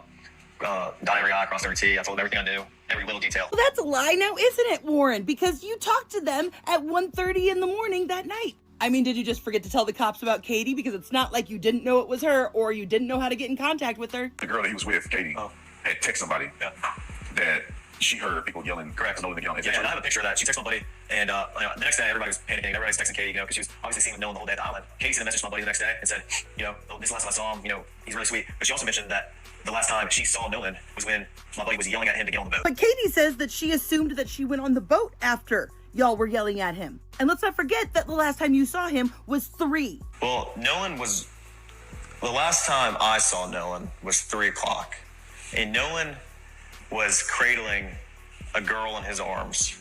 And yet for some reason around noon, the name of another girl who hadn't even seen Nolan in a year was given to the patrol to go interview, saying that she was with that group, not Katie. They also gave the name of a couple of other friends who they weren't able to get in contact with. And despite having a picture of a text message from Katie, funny how you didn't share that with Officer Tatum. Probably could have cleared up some stuff real quick, right? Now let's get to the data. Now, at about 1:30 on July 5th, they were doing a flight of drones based on the relation of the last known anchor position of the Atkinson vessel, which I have documented right here. 4:30, Officer Strickland contacted Jennifer Pyrone, who was Wyatt's mother, who told them that he had already spoken to officers earlier in that day, but they were happy to cooperate with any investigation. And she let this officer take a picture of the GPS. Officer Strickland observed the track line showing Pyrone's vessel location on Horn Island, then gave coordinates. I'm gonna need you to remember this exact phrasing. It's gonna be important later on. Now, this was the GPS coordinates from the picture that the officer took, meaning that these coordinates had to be a different one that was verbally given over the phone. They've been lying. And you'll notice they're quite different. Now, you'll notice that this incident report says the involved entities are Bart Edmington and Jerry Adkerson. Not That's that, and one of the reasons why Bart is out here suing is because a lot of evidence is pointing back to him, allegedly. But remember, Bart, the first shot fired of suing is a OnlyFans girl, and I heard he's going after other people. But they're trying to scare people away. They're trying to scare people away from this case. Wyatt. Even though Wyatt is 18, he should be on this report. And you could argue that they were just giving the names of the people that owned the boats, but somehow I doubt that 21-year-old Bart owns that boat. You'll notice on this report that 2 different pieces of GPS evidence were collected. So now we're going to go to the July 8th report where they came and they took those GPS coordinates from both the Adkerson boat and Bart's boat. Yellow is Bart, blue is the grandfather Jerry. You know, the same Jerry that called and canceled the sea tow as the sea tow phone call was being made. Now, mind you, this is 3 days after the police had come and spoken to the mother and gotten the GPS coordinates. Now, Bart had a germane GPS map chart plotter. Jerry's boat also contained a germane GPS map chart plotter. Now, I had to look up the difference between waypoints, tracks, and routes. So waypoints mark specific spots. Routes connect them in a planned order, and tracks record your actual path. Now, according to that GPS data, there is no movement from 11 to 4:30, but we know that that's not true. Warren has never been able to logically explain how they ended up so far away from the shore. Because according to him, he said at 3 o'clock, that was the last time he saw Nolan. Bart was trying to yell at him to get on the boat. His brother got into a fight, so he got his brother to come over there. That's when he saw that it was all sinking, because he said this. There's a lot of people on, so it drags water in, and eventually, I think over time, we were out there for a couple hours. So was Warren's brother fighting Trayston? Is that because Trayston kept talking about a fight and they're talking about Warren's brother got in a fight? So was Warren's brother fighting Trayston? The boat just started filling up with water, so I popped the starboard side hatch, and the battery was completely underwater. Yes, but according to Warren, he had just seen Nolan like neck deep cradling a girl at the boat next to them. So how did they end up in 31 feet of water at the 4 o'clock call? There's an hour in between that. If the battery is submerged, how would they even get away from the sandbar? You can see in the background of this picture, they are far away from people. And yet this GPS is saying that you were stationary the whole time. But why? Especially because we have actual fucking proof right here. We have the coordinates that Wyatt's mom gave them the second time, and the cop took a picture of the GPS. Compare it to the GPS coordinates in which they were trying to get a tow from. But what if I were to tell you that not only does a waypoint need to be physically saved on this exact type of GPS, you have to intentionally say, mark this spot, or else it doesn't automatically save. It records your tracks automatically, but those are just saved coordinates. And it turns out you can actually delete tracks. It's super easy. You just go into the main menu and you delete it off of your data. So why is this GPS data, which is right here, so much further away than what the GPS says it is later? There's no data included in that GPS report that explains them going from here to here, unless someone went in and deleted those tracks. Because they probably dropped that waypoint once they anchored, which would explain why Warren said they showed up at 10:30 and the GPS says that they showed up after 11. And so then it wasn't until half an hour after the canceled tow that they dropped another waypoint. And mind you, the exact same GPS was used in both boats, and Wyatt/Jerry's boat has the tracks and routes where Bart's does not. And again, it tracks it automatically. So you have to intentionally delete those tracks. And why did they do that? Well, it turns out Jerry Atkinson just so happens to be the owner of Ocean Marine Group in Ocean Springs and Gulfport, which is literally a boat dealer. So guess who's gonna know that information? We already know Grandpa Jerry was in the mix, because the only way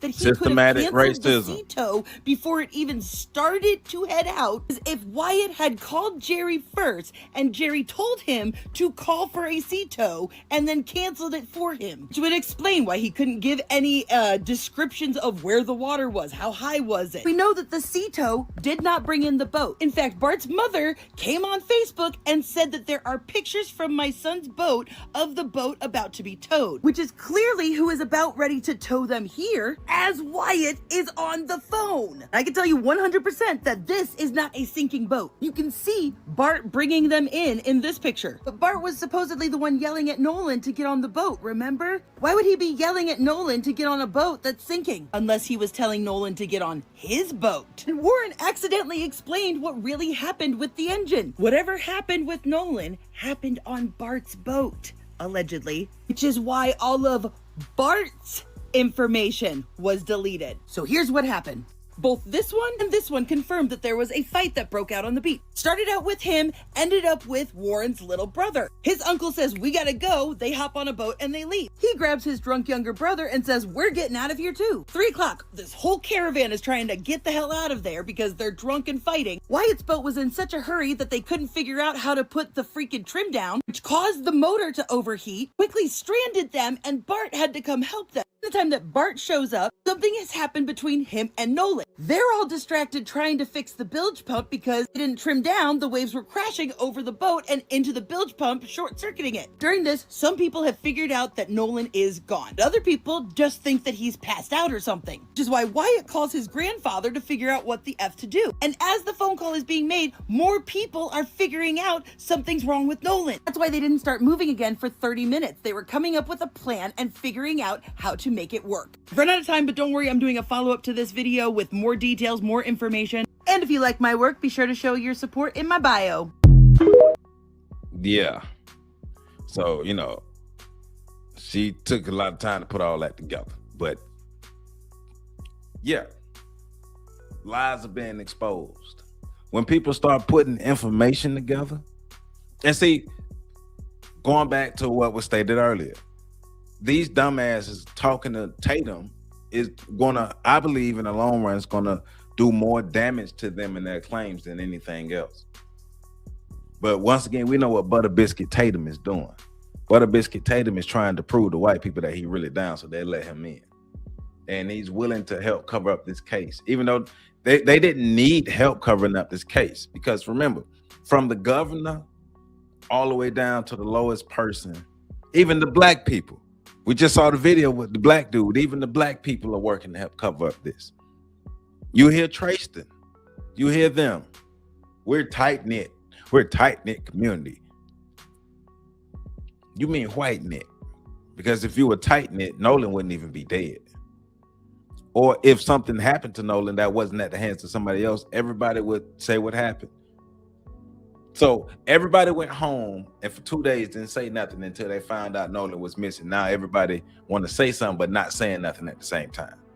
But everybody love Nolan. That's the one thing everybody is saying. Everybody is saying, I love Nolan. But for 2 days, his body was missing and ain't nobody say nothing. And now they're still not saying nothing. So yeah. Miss me with all that bullshit. So this last video we're finna get into, this is more of the Coon and Sambo and Butter Biscuit stuff Tatum is doing, but Nancy Grace is checking his ass and, you know, helping to expose some more of the lies. Now, in reality, I hope this could help get some kind of justice for this case. I hope it can. Because at the end of the day, this is what we are here for, to try to see how much information can be put together to actually get justice out of this. Not to just try to make a point to say these boys are lying. Yeah, they're lying, but can justice at the end of the day be had for Nolan and his family? Because if not, then we just talking. And we're not here to make ourselves feel good. Real justice. We're here to really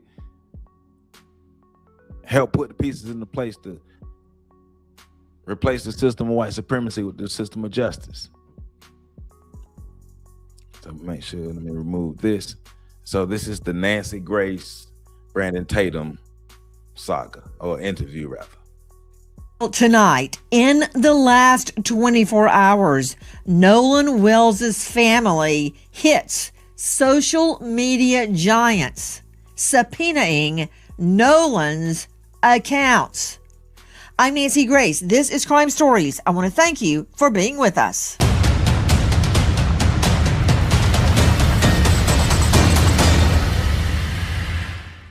He was face down on the beach right at the water's edge. If he was sent face down, that also doesn't make sense to me. If he's face down, wouldn't blood pool just by nature of gravity this way? So right now we've got a lot of questions, but as the second doctor says, this is all still pending investigation. If this were your child, wouldn't you want to know what happened?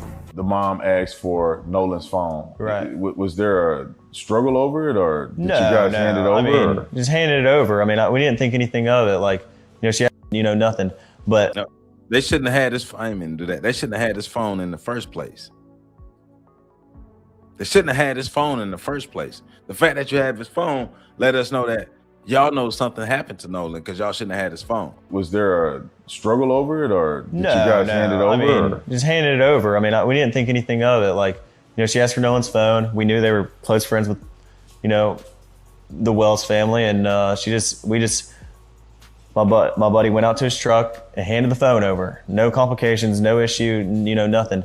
But I mean, I told Miss Christine that we had his phone and he had left it in our possession on the boat. When did you talk to her about that? When I was on, no, I didn't talk to her once. Like, it was like 12:30. I mean, I might have texted her a couple times and talked briefly about a couple things, but I told her on the phone before I called the Coast Guard that we had Nolan's phone before I called Miss Christine. Well, none of us had a reason to go through Nolan's phone. I mean, there's multiple phones on the boat. Why would it be? And the boat was having issues. Why would our concern be getting on Nolan's phone or something? I mean, I don't even know Nolan's password. None of my friends do. We had no reason ever to get on Nolan's phone and look at anything. I didn't even touch Nolan's phone. None of us touched Nolan's phone until somebody took it off the boat and put it in Wyatt's truck, and then no one touched it until we handed it back, to the mom that was at my buddy's house. That is from the Officer Tatum show. He has interviewed several of the young men that were on the boat when Nolan Wells was taken to Horn Island. They say he was not on the boat on the return trip, although audio seems to suggest otherwise. Listen to this. And remember, I showed y'all in the video the other day, this tip line number goes to to Judge Ashley Cole's phone. That tip line goes to Judge Ashley Cole's phone. I showed y'all that the other day. The Mississippi Department of Marine Resources call.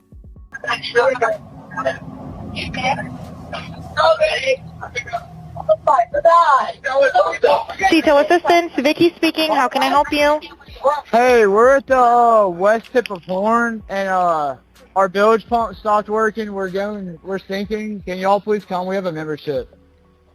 All right, of course. How far is the water coming up, sir? Can you give me a description? Ankles? Hello? What'd you say? Hey. Yes. How far is the water coming up, sir? It's coming up. We're just sinking. I don't know. Like we're going down. All right. Well, let's get you going. Membership number or phone number listed on the account, sir. I don't know the phone number. It's either. I think it's. Try that. All right. I know we have a membership, like guaranteed. I don't have the tag on unless you have a membership number or anything, it's okay. I'll get you over to the captain. What's the best phone number to reach you at? Reach me at 2. Particular phrases in that call, if it's to be believed, Nolan don't die. Sure, he's dead. Is he dead? Nolan, OMG. Wake the F up. It goes on. I thought he was on the check his chest. That, if it's to be believed, suggests that Nolan was on that boat. Tatum says the witnesses are clear. He was not on the boat.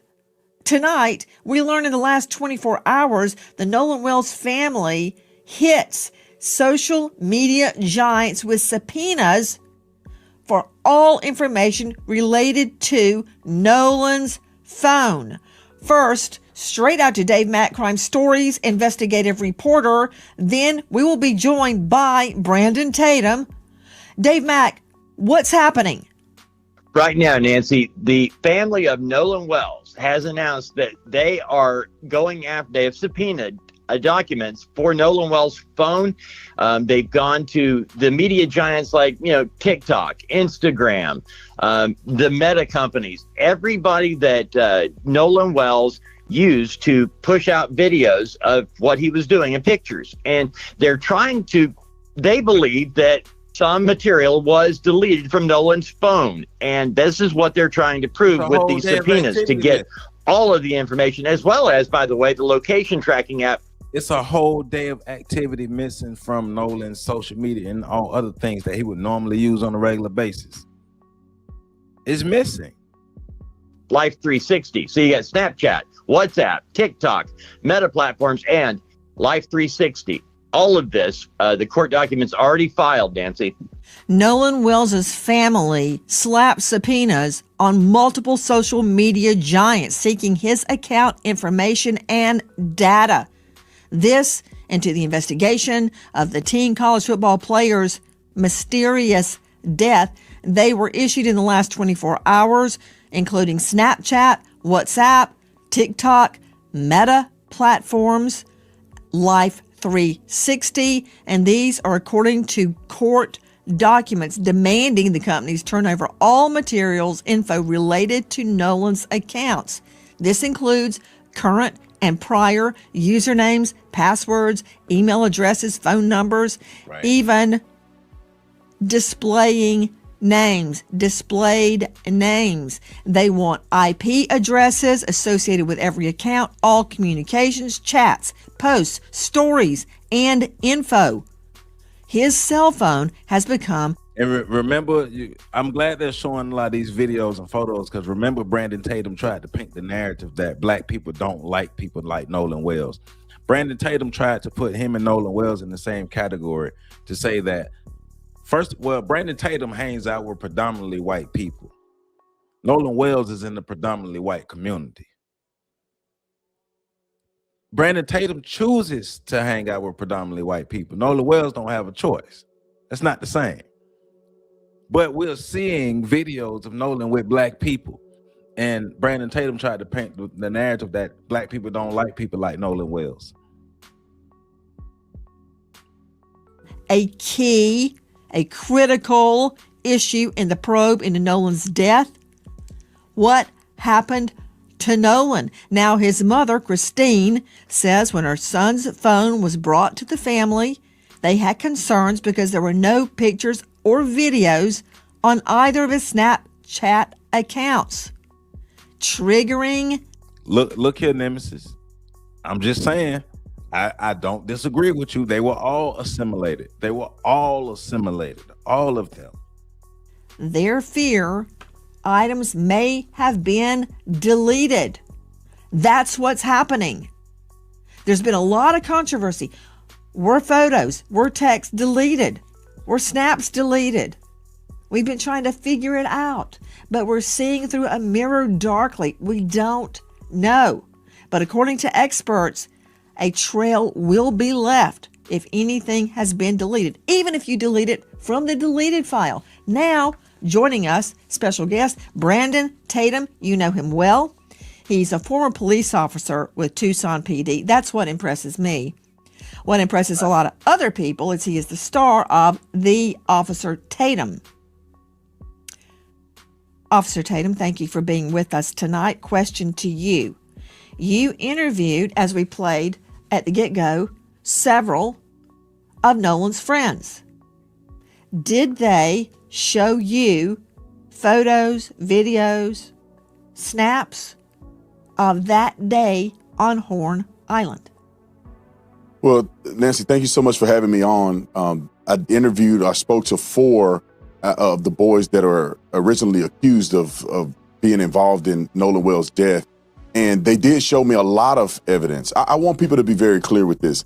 I spent my career putting people in jail. My career is based on getting justice for people who have been done wrong. I've never been a defense attorney. So me going out and doing this was to find out what happened to Nolan Wells.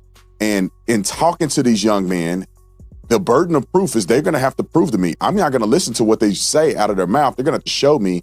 And in many cases, they showed me videos of Nolan on the island. They showed me videos of the boat when they were getting towed out, which is consistent with, kind of similar to what the phone call was. I mean, they showed me pictures of them with Nolan. They showed me phone records of them calling Nolan's mom and all of the above. So they seemed very consistent. They seemed very genuine, and they also proved to me some of the things that they had told me in the interview that I had with them that I have uploaded on my YouTube channel. Were they consistent and genuine because they were white, or because they actually was able to give you the information that you actually needed? Because let's be real, Brandon Tatum, you came into this with an angle to smear the name of the Wells-Wansley family from the beginning. You didn't come in this with an objective angle. You came in this with the angle of, I'm going to help make sure that these white boys are not proven guilty. I'm going to help make sure they cover up this case. And then remember, he made himself lead investigator.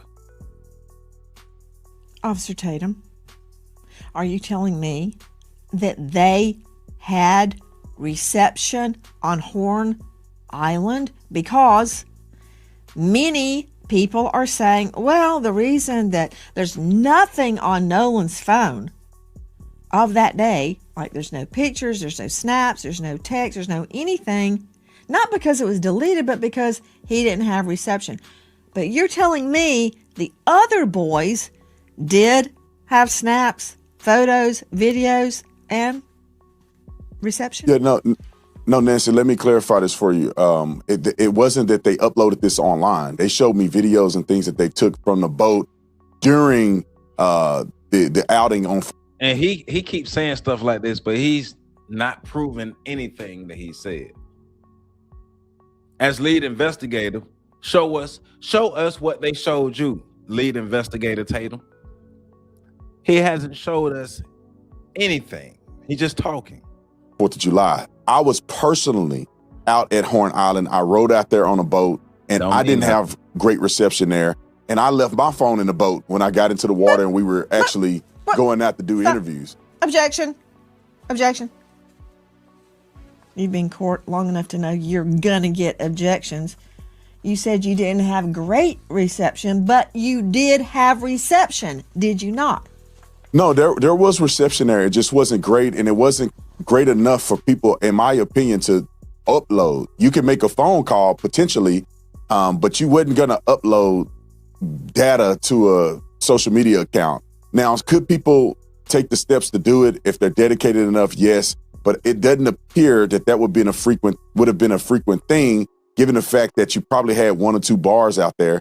And I heard evidence of that. Not only did I see evidence of it when I went out there myself personally with my cell phone, when I listened to the CTO call, you could tell that the call dropped out several times. It seemed like they were having trouble at times hearing each other. So it is consistent. And anybody. The CTO call did not drop out several times. The CTO call was muted several times. Once again, he thinks we're stupid.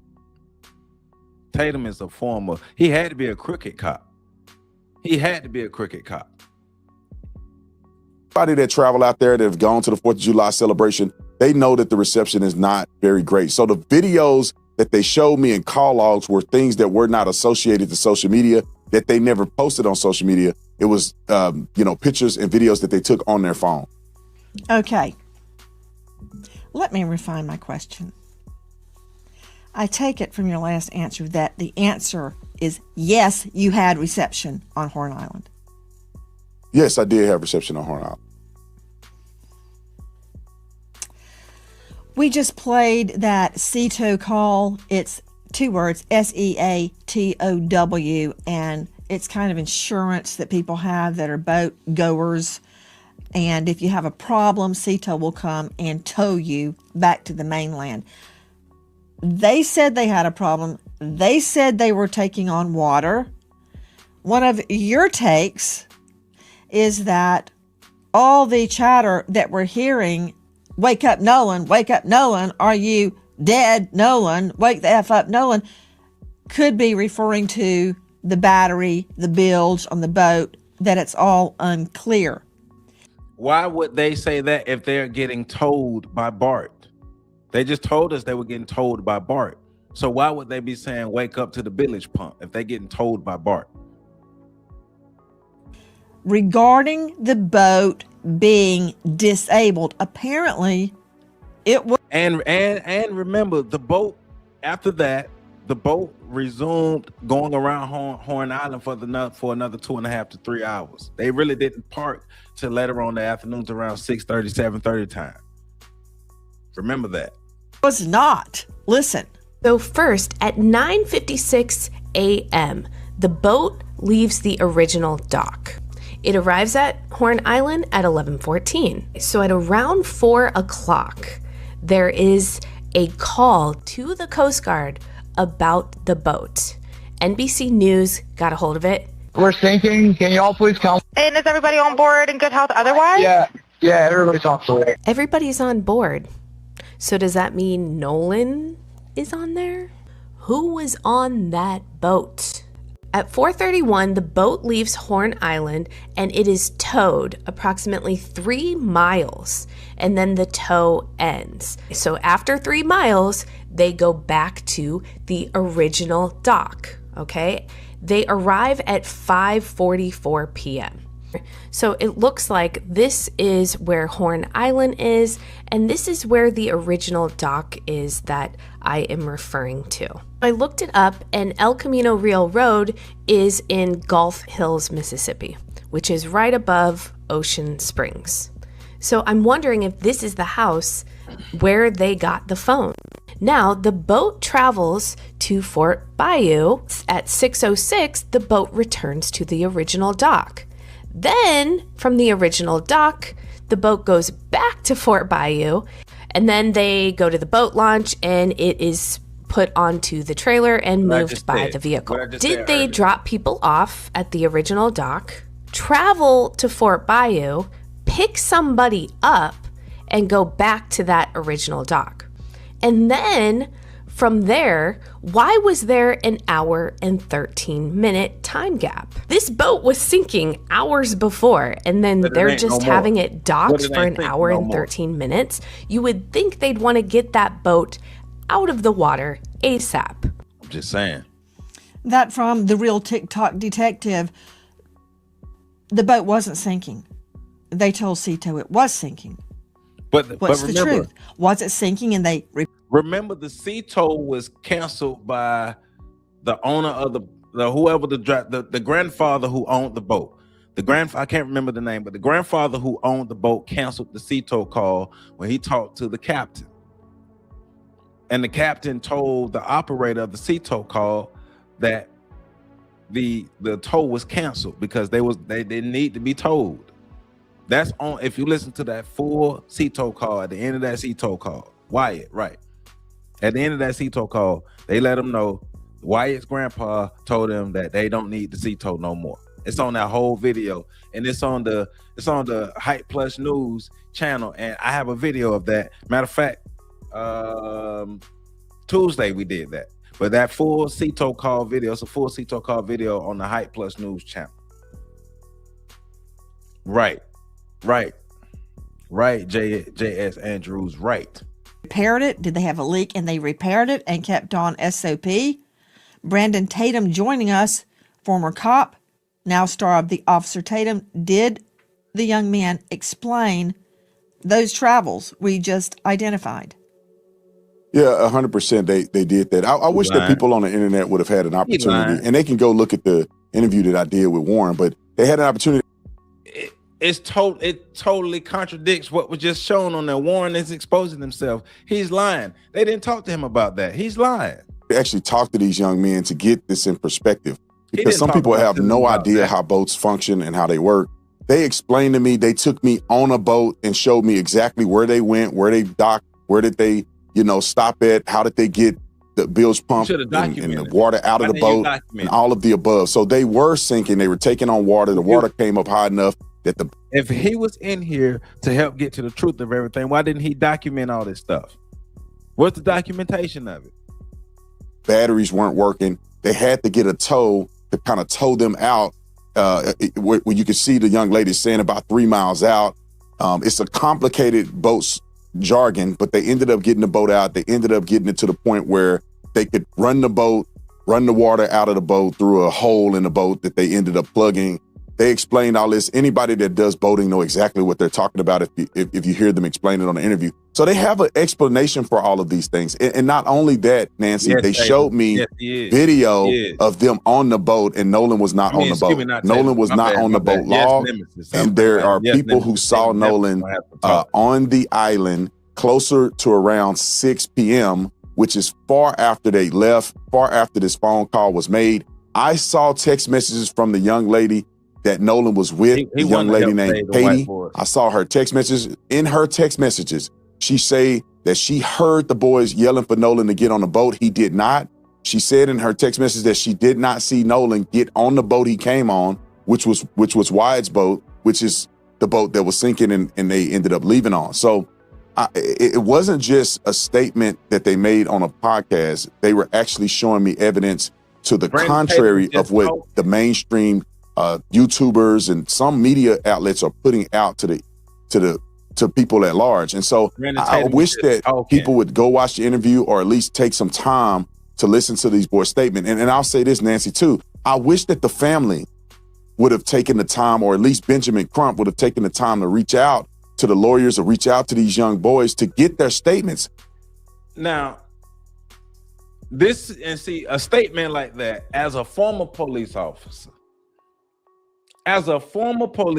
you're going to tell these people with an open investigation going that they should go talk to the people that they believe may have taken out their son. Really? That would be the advice you would give somebody. Go talk. Just go talking. Come on, man. And then I think at one point he's gonna say they should have talked to him. Why? He says because Nolan got on Bart's boat while Warren got on.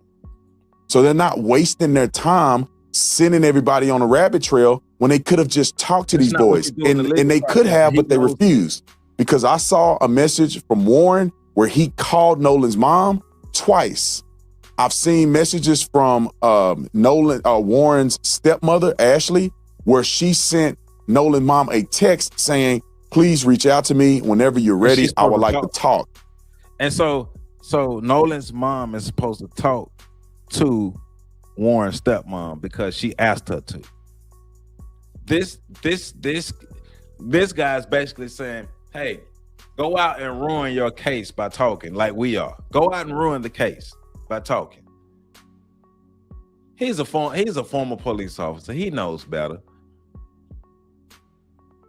This is performative at its finest. This is the WB fraud right here in front of you. Other parents I saw messages from who reached out to Nolan's mom saying, we need to talk. Can we talk? I'm available if you need to talk to us. I do not understand at this point why Benjamin Crump would go out and put misinformation out online when he had the availability to talk to these kids and clear these things up like I did before he presented this to the public. We also reached out to Benjamin Crump 4 times. And on the 5th time, they come back and tell us that. Why would they talk to you? Why would they talk to you? There's nothing you demonstrated in any of your actions to show that you are objective in this. But what lawyer would give their client the advice to go talk to Brandon Tatum and anybody who want to talk to them with an open investigation going on? What lawyer would give that advice? That's what I want to know. What legal professional would give that advice? Hey, Brandon Tatum wants to talk. Go talk to Brandon Tatum. Who would give that advice? Nobody. So you want them to sabotage themselves in this case so these white people can win so you can feel good. Gotcha. The family is not doing interviews. We didn't ask to talk to the family. We asked to talk to the attorney, Benjamin Crump. Why? So we can come together as a community and solve what happened to Nolan Wells, not create and stoke division, which is what I've seen Mr. from Tatum, Benjamin Crump. That is exactly what we're trying to do. And I hear everything you're saying. And, you know, I think like a prosecutor. My main goal is to find the truth of what happened to Nolan Wells. And one thing I cannot get away from is the medical examiner. I'm trying to get to tonight's news, which I'm going to get to. But, you were seeing video from WLOX. Speaking of sinking, is at an alleged issue with the boat 'Cause they've been hiding bilge? everything. Well, Randy and Bunny on TikTok have their interpretation of that. Watch this. Detail assistance, Vicky speaking. How can I help you? Hey, we're at the west tip of Horn, and our bilge pump stopped working. We're sinking. Can y'all please come? We have a membership. All right, of course. How far is the water coming up, sir? Can you give me a description? Ankles? What'd Hello? you say? Hey. Yes. How far is the water coming up, sir? It's coming up. We're just sinking. I don't know. Like we're going down now. That from Randy and Bunny on TikTok. Joe Scott Morgan, very quickly before I can get into what She keeps showing that tip line. Remember, that tip line goes directly to Judge Ashley Cole's phone. We've already proven that. why the family believes they need subpoenas to social media giants to get the truth about what happened to Nolan's phone. Anybody can say anything after the fact.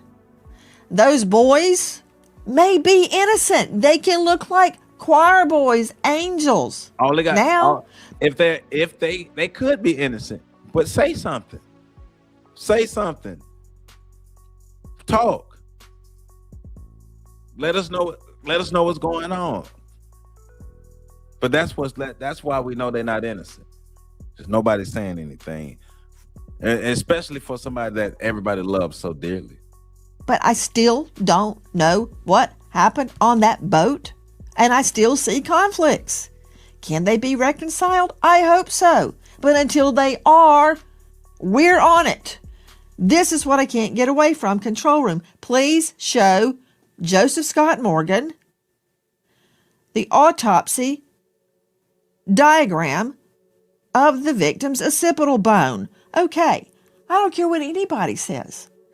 I do not care if an archangel lands on this anchor desk. If he lies to me, I'm using handcuffs for his wrists and a rope for his wings. You hear me? Look at that again. Put it back up. He has deep reddening subcutaneously on the back of his head. Nowhere else. It's not on his neck. The back of his neck anyway. Don't see it on the back. Don't see it anywhere else on the body. So I really don't want to hear a lame explanation that it's lividity of the blood sinking to the back of the body. Number one, the body was on its face. But Right. that said, they kept the neck and the lungs. Lungs to see if he drowned. Neck. Why would they keep his neck? I can't get away from this, Joe Scott Morgan, and I don't care how angelic the friends appear, and they may be angels. I don't know that yet. But you can't get away from this, Morgan. No, you can't, and we can't get away from it until the investigation is concluded on the part of the state medical examiner's office and the authorities. And in Mississippi, and I can promise you this, as the day is long, they're not going to release this information because it's an ongoing investigation. I know everybody wants it. Now, what we do have is a second view. We've got a second set of eyes on this from a highly accomplished forensic pathologist, I might add, the former chief medical examiner for DC. And he went over Nolan's body very, very thoroughly. And he in his statements relative to this area states that he cannot make heads or tails of it at this point in time because it's compromised, this area I'm referring to in the occipital area of the head, because it has been compromised through decomposition. Now, he did a multi-layered dissection. And what that means is layer by layer, the skin, sub-Q fat, down through the muscle, which had not previously been done in this manner, according to him. I don't even know if it's annotated in the state medical examiner's report because it hasn't been released yet. They're still waiting. It's pending multiple things. How many times have we heard this over the years? They're doing their own histological studies, which means the tissue samples. And also the big part to this, Nancy, is going to be the toxicology. And we know that takes some time. And it's not just going to be about alcohol. It's going to be everything in the spectrum. Hi guys, Nancy Grace here. If you are a homeowner, you've probably thought, should I call American Financing to and if you start financing for detail, I believe one took a polygraph and back to Officer Tatum, star of The Officer Tatum on YouTube. Have the friends taken polygraphs? Well, from my understanding, all but I believe one took a polygraph, and from what was told to me that they all passed, and all of the ones that took a polygraph took. I bet they all passed. I bet. How convenient, right? They all took polygraphs and they all passed. How convenient, right? One without a lawyer. And so, and they cooperated with law enforcement. So from my understanding, everybody took a polygraph test. Why do you say that's test, from what you understand? Did they tell you they took a poly and passed? Yes, ma'am. They told me that they did it. I wasn't there. So that's what I'm saying from my understanding. They told me that all the boys except one, which is Warren, I believe, took a polygraph test. All of them did not have lawyers and did it and cooperated with police. Warren also cooperated with police. I just believe he didn't take a lie detector test, but Warren is the young man that I interviewed. So according to what they told me, they all took a lie detector test and passed. And it's an equivalent of a lie detector test. It's not a traditional lie detector test, but it's the same theology of trying to get to if a person is lying. I don't know the name of it. It's an equivalent of a lie detector test. It's a different methodology. I don't believe it was a polygraph test. I believe they took other stressors in order to analyze if the people were telling the truth or not. Did they take a polygraph would be no. Well, yeah, I think it could be semantics because they took a test to analyze whether or not they were being truthful in their statements. And that they use a specific test for a reason. They don't use knockoff test for a reason. So you are saying that they took a knockoff test and not the official polygraph test. That's not semantics. That's two different things. They didn't take the proper test to really prove if they were telling the truth or not. Certified test, they passed it. It just wasn't considered a traditional polygraph. I think it's a more advanced way of doing it. Brandon Tatum. Hold on. In a nutshell, Joe Scott, there is a difference between a polygraph, which measures all sorts of body signals, your sweat, your breathing, your heart, your blood pressure, all sorts of things, and an audio verification test. Big difference. Yeah. So the audio is, you're looking for stressors in the voice, and these people are highly trained that do this. And you know how the courts feel about these tests. Are they admissible or not? But I think that, going to Brandon's point, the fact that they have taken these, at least those named allegedly have taken these, according to him, I think that that's significant. Now, whether or not that this is going to be usable, a usable investigative tool is hard. It's not, first of all, it's not significant. We can't take it for a grain of salt because he said it. But why wouldn't they take the official polygraph test? Why would they take a knockoff test? And then why would they try to use that to say, yes, we are sure that they're telling the truth? Why not use the actual polygraph test? Hard to measure. I didn't ask you if it's going to be used in court. That's a whole nother animal. We'll burn that bridge when we get there. Okay, there may never even be a court case. First, I got to find out what happened to Nolan. Okay, so let's not put the cart before the horse. You've got eye detections tests. I don't put any stock in that as to whether somebody's lying. You've got nonverbal communication experts claiming they can tell. You've got brainwave analysis. You've got all sorts of things. I want a poly. I'm not saying they did anything or they didn't do anything. Go, strap up, take me a poly. Officer Tatum, star of The Officer Tatum on YouTube. I've been told, but I can't verify, that the boat in question has been searched by scent dogs and cadaver dogs. Is that true? I'm not familiar if that's true. Let me just clarify. The test that they took was a voice stress analysis test instead of what we call a traditional polygraph test. But I'm not familiar with the cadaver dog searching the boat. I wasn't informed that that was the case. But I was told by the boys that they did not wash the boat off or do any of those things that they were accused of doing, after this incident. Right. and I say based on all the things that I've heard, it appears that they've been very truthful with me and law enforcement. They've already communicated with law enforcement very early on. Okay, Officer Tatum, coming from you, I do give that credence because you were too. We don't give him that credence, Nancy, because we know his history. Officer Tatum did as much as he can to try to say that Sonia Massey tried to throw Sonia Massey deserved to be killed by a police officer because he said she tried to throw a pot of boiling water on the officer. The officer who killed Sonia Massey, his partner testified against him. Officer Tatum, who wasn't there, was supporting the officer who killed Sonia Massey, and the officer's partner testified against him. There's no objectivity when it comes to Tatum. Because white people were feeling bad, Tatum decided he need to show up and make them feel good. He need to put some white penises down his throat so white people can feel good. Tucson PD, I've had people sit down, look me right in the face and lie, and they are so convincing.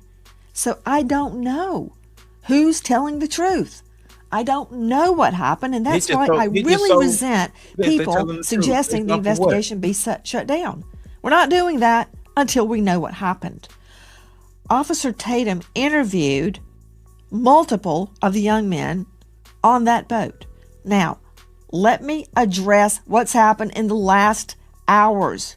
The family is not buying what they are saying, that nothing was deleted. They're not saying they're lying. They're not saying they're telling the truth. They have hit social media giants with subpoenas once and for all to get everything there is to get about Nolan Wells Digital. Okay, straight out to Dr. Jim Jones joining us out of Virginia. Jones. So I'm going to stop it right there for the sake of time and everything today. But I pretty much got to all the information that I wanted to get to with this video. For one, to show you how far away from Nolan Wells a lot of this has gotten because of characters like Tatum and others who want to make it about them.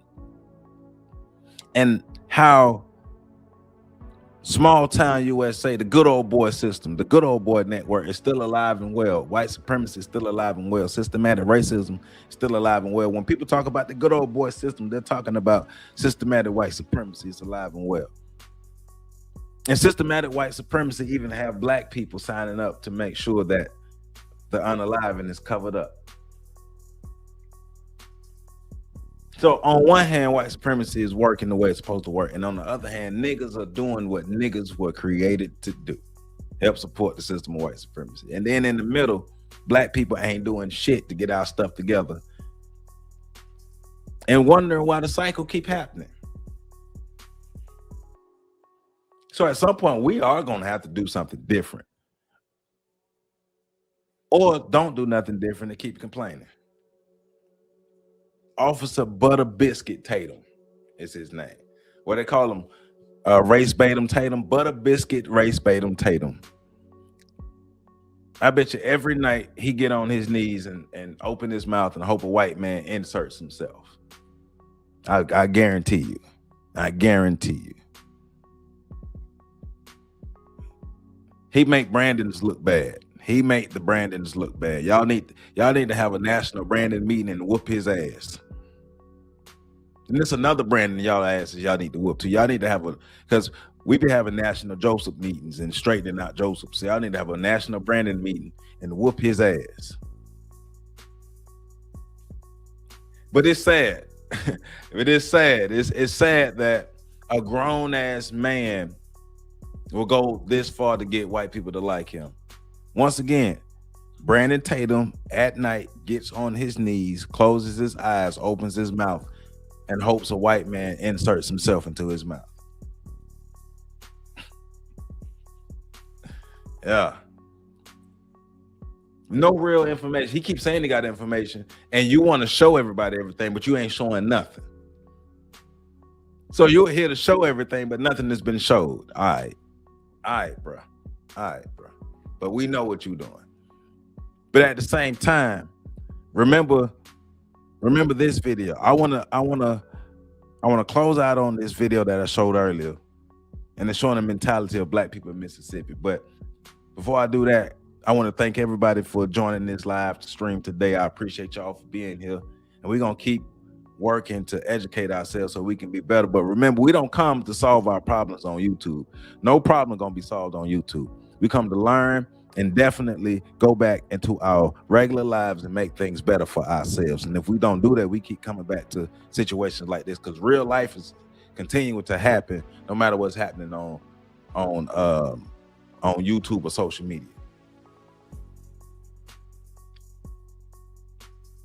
Somebody said, all right, well, be sad then.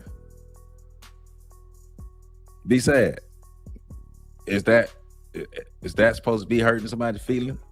Or is that directed toward Brandon Tatum? Before I say that. North of 49, whatever your name is that directed toward me or Brandon Tatum? If it's directed toward me, then you know it don't hurt my feelings. But if it's directed toward Brandon Tatum, I'm with you. But please hit that like button, comment, subscribe, share, hit that hype button. I appreciate everybody. And hey, ain't nobody gonna come save us. It's on us to make things better for us. So like I said, let me leave you with this video, and I'll see y'all again live next Tuesday at 9 p.m. Eastern Standard Time. Y'all have a great Saturday and take care of yourselves.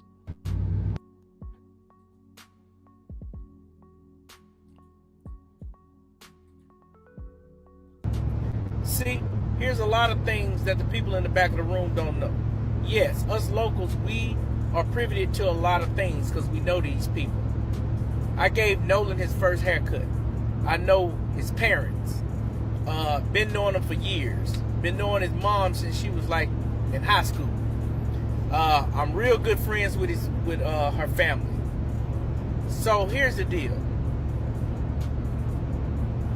When that video came out and you hear them people on there talking that lady dug up and went and researched and brought up the sounds, the truth is this: if that video is legit, it's a few people in trouble. Point blank period. Now see, this is the stuff that you gotta wait for, this type of evidence, right? Now I'm gonna help you out here. All right, I hear Bart and them parents are suing. Bart's name was mentioned on the video. Okay? Well, I asked one of his friends, who was a black guy, about Bart a few days ago. And they said that Bart was cleared already. And according to the black people, they cleared Bart. I don't even know if the police cleared Bart. But it sounds like the black people that's involved cleared Bart. They said Bart ain't had nothing to do with it. But Bart's name is all over that tape. But if these black guys are telling the truth, then guess what? You see why his daddy's suing. And that's what I'm saying, people. You can't just be so quick to just do this type stuff, man. This stuff take time, bro. Investigation. I'm gonna tell you something, man. By the time it's all said and done, half of Ocean Springs might be going to prison, or half of Ocean Springs might be going on a vacation. You don't know yet, so just chill. And like I said, I know these people. I know they family. All right, we all been knowing each other, so ain't nobody on here taking up for nobody. I'm not looking out. I'm not looking out for nobody on here. I'm only speaking what I think is best to be spoken to keep the peace until the facts come out.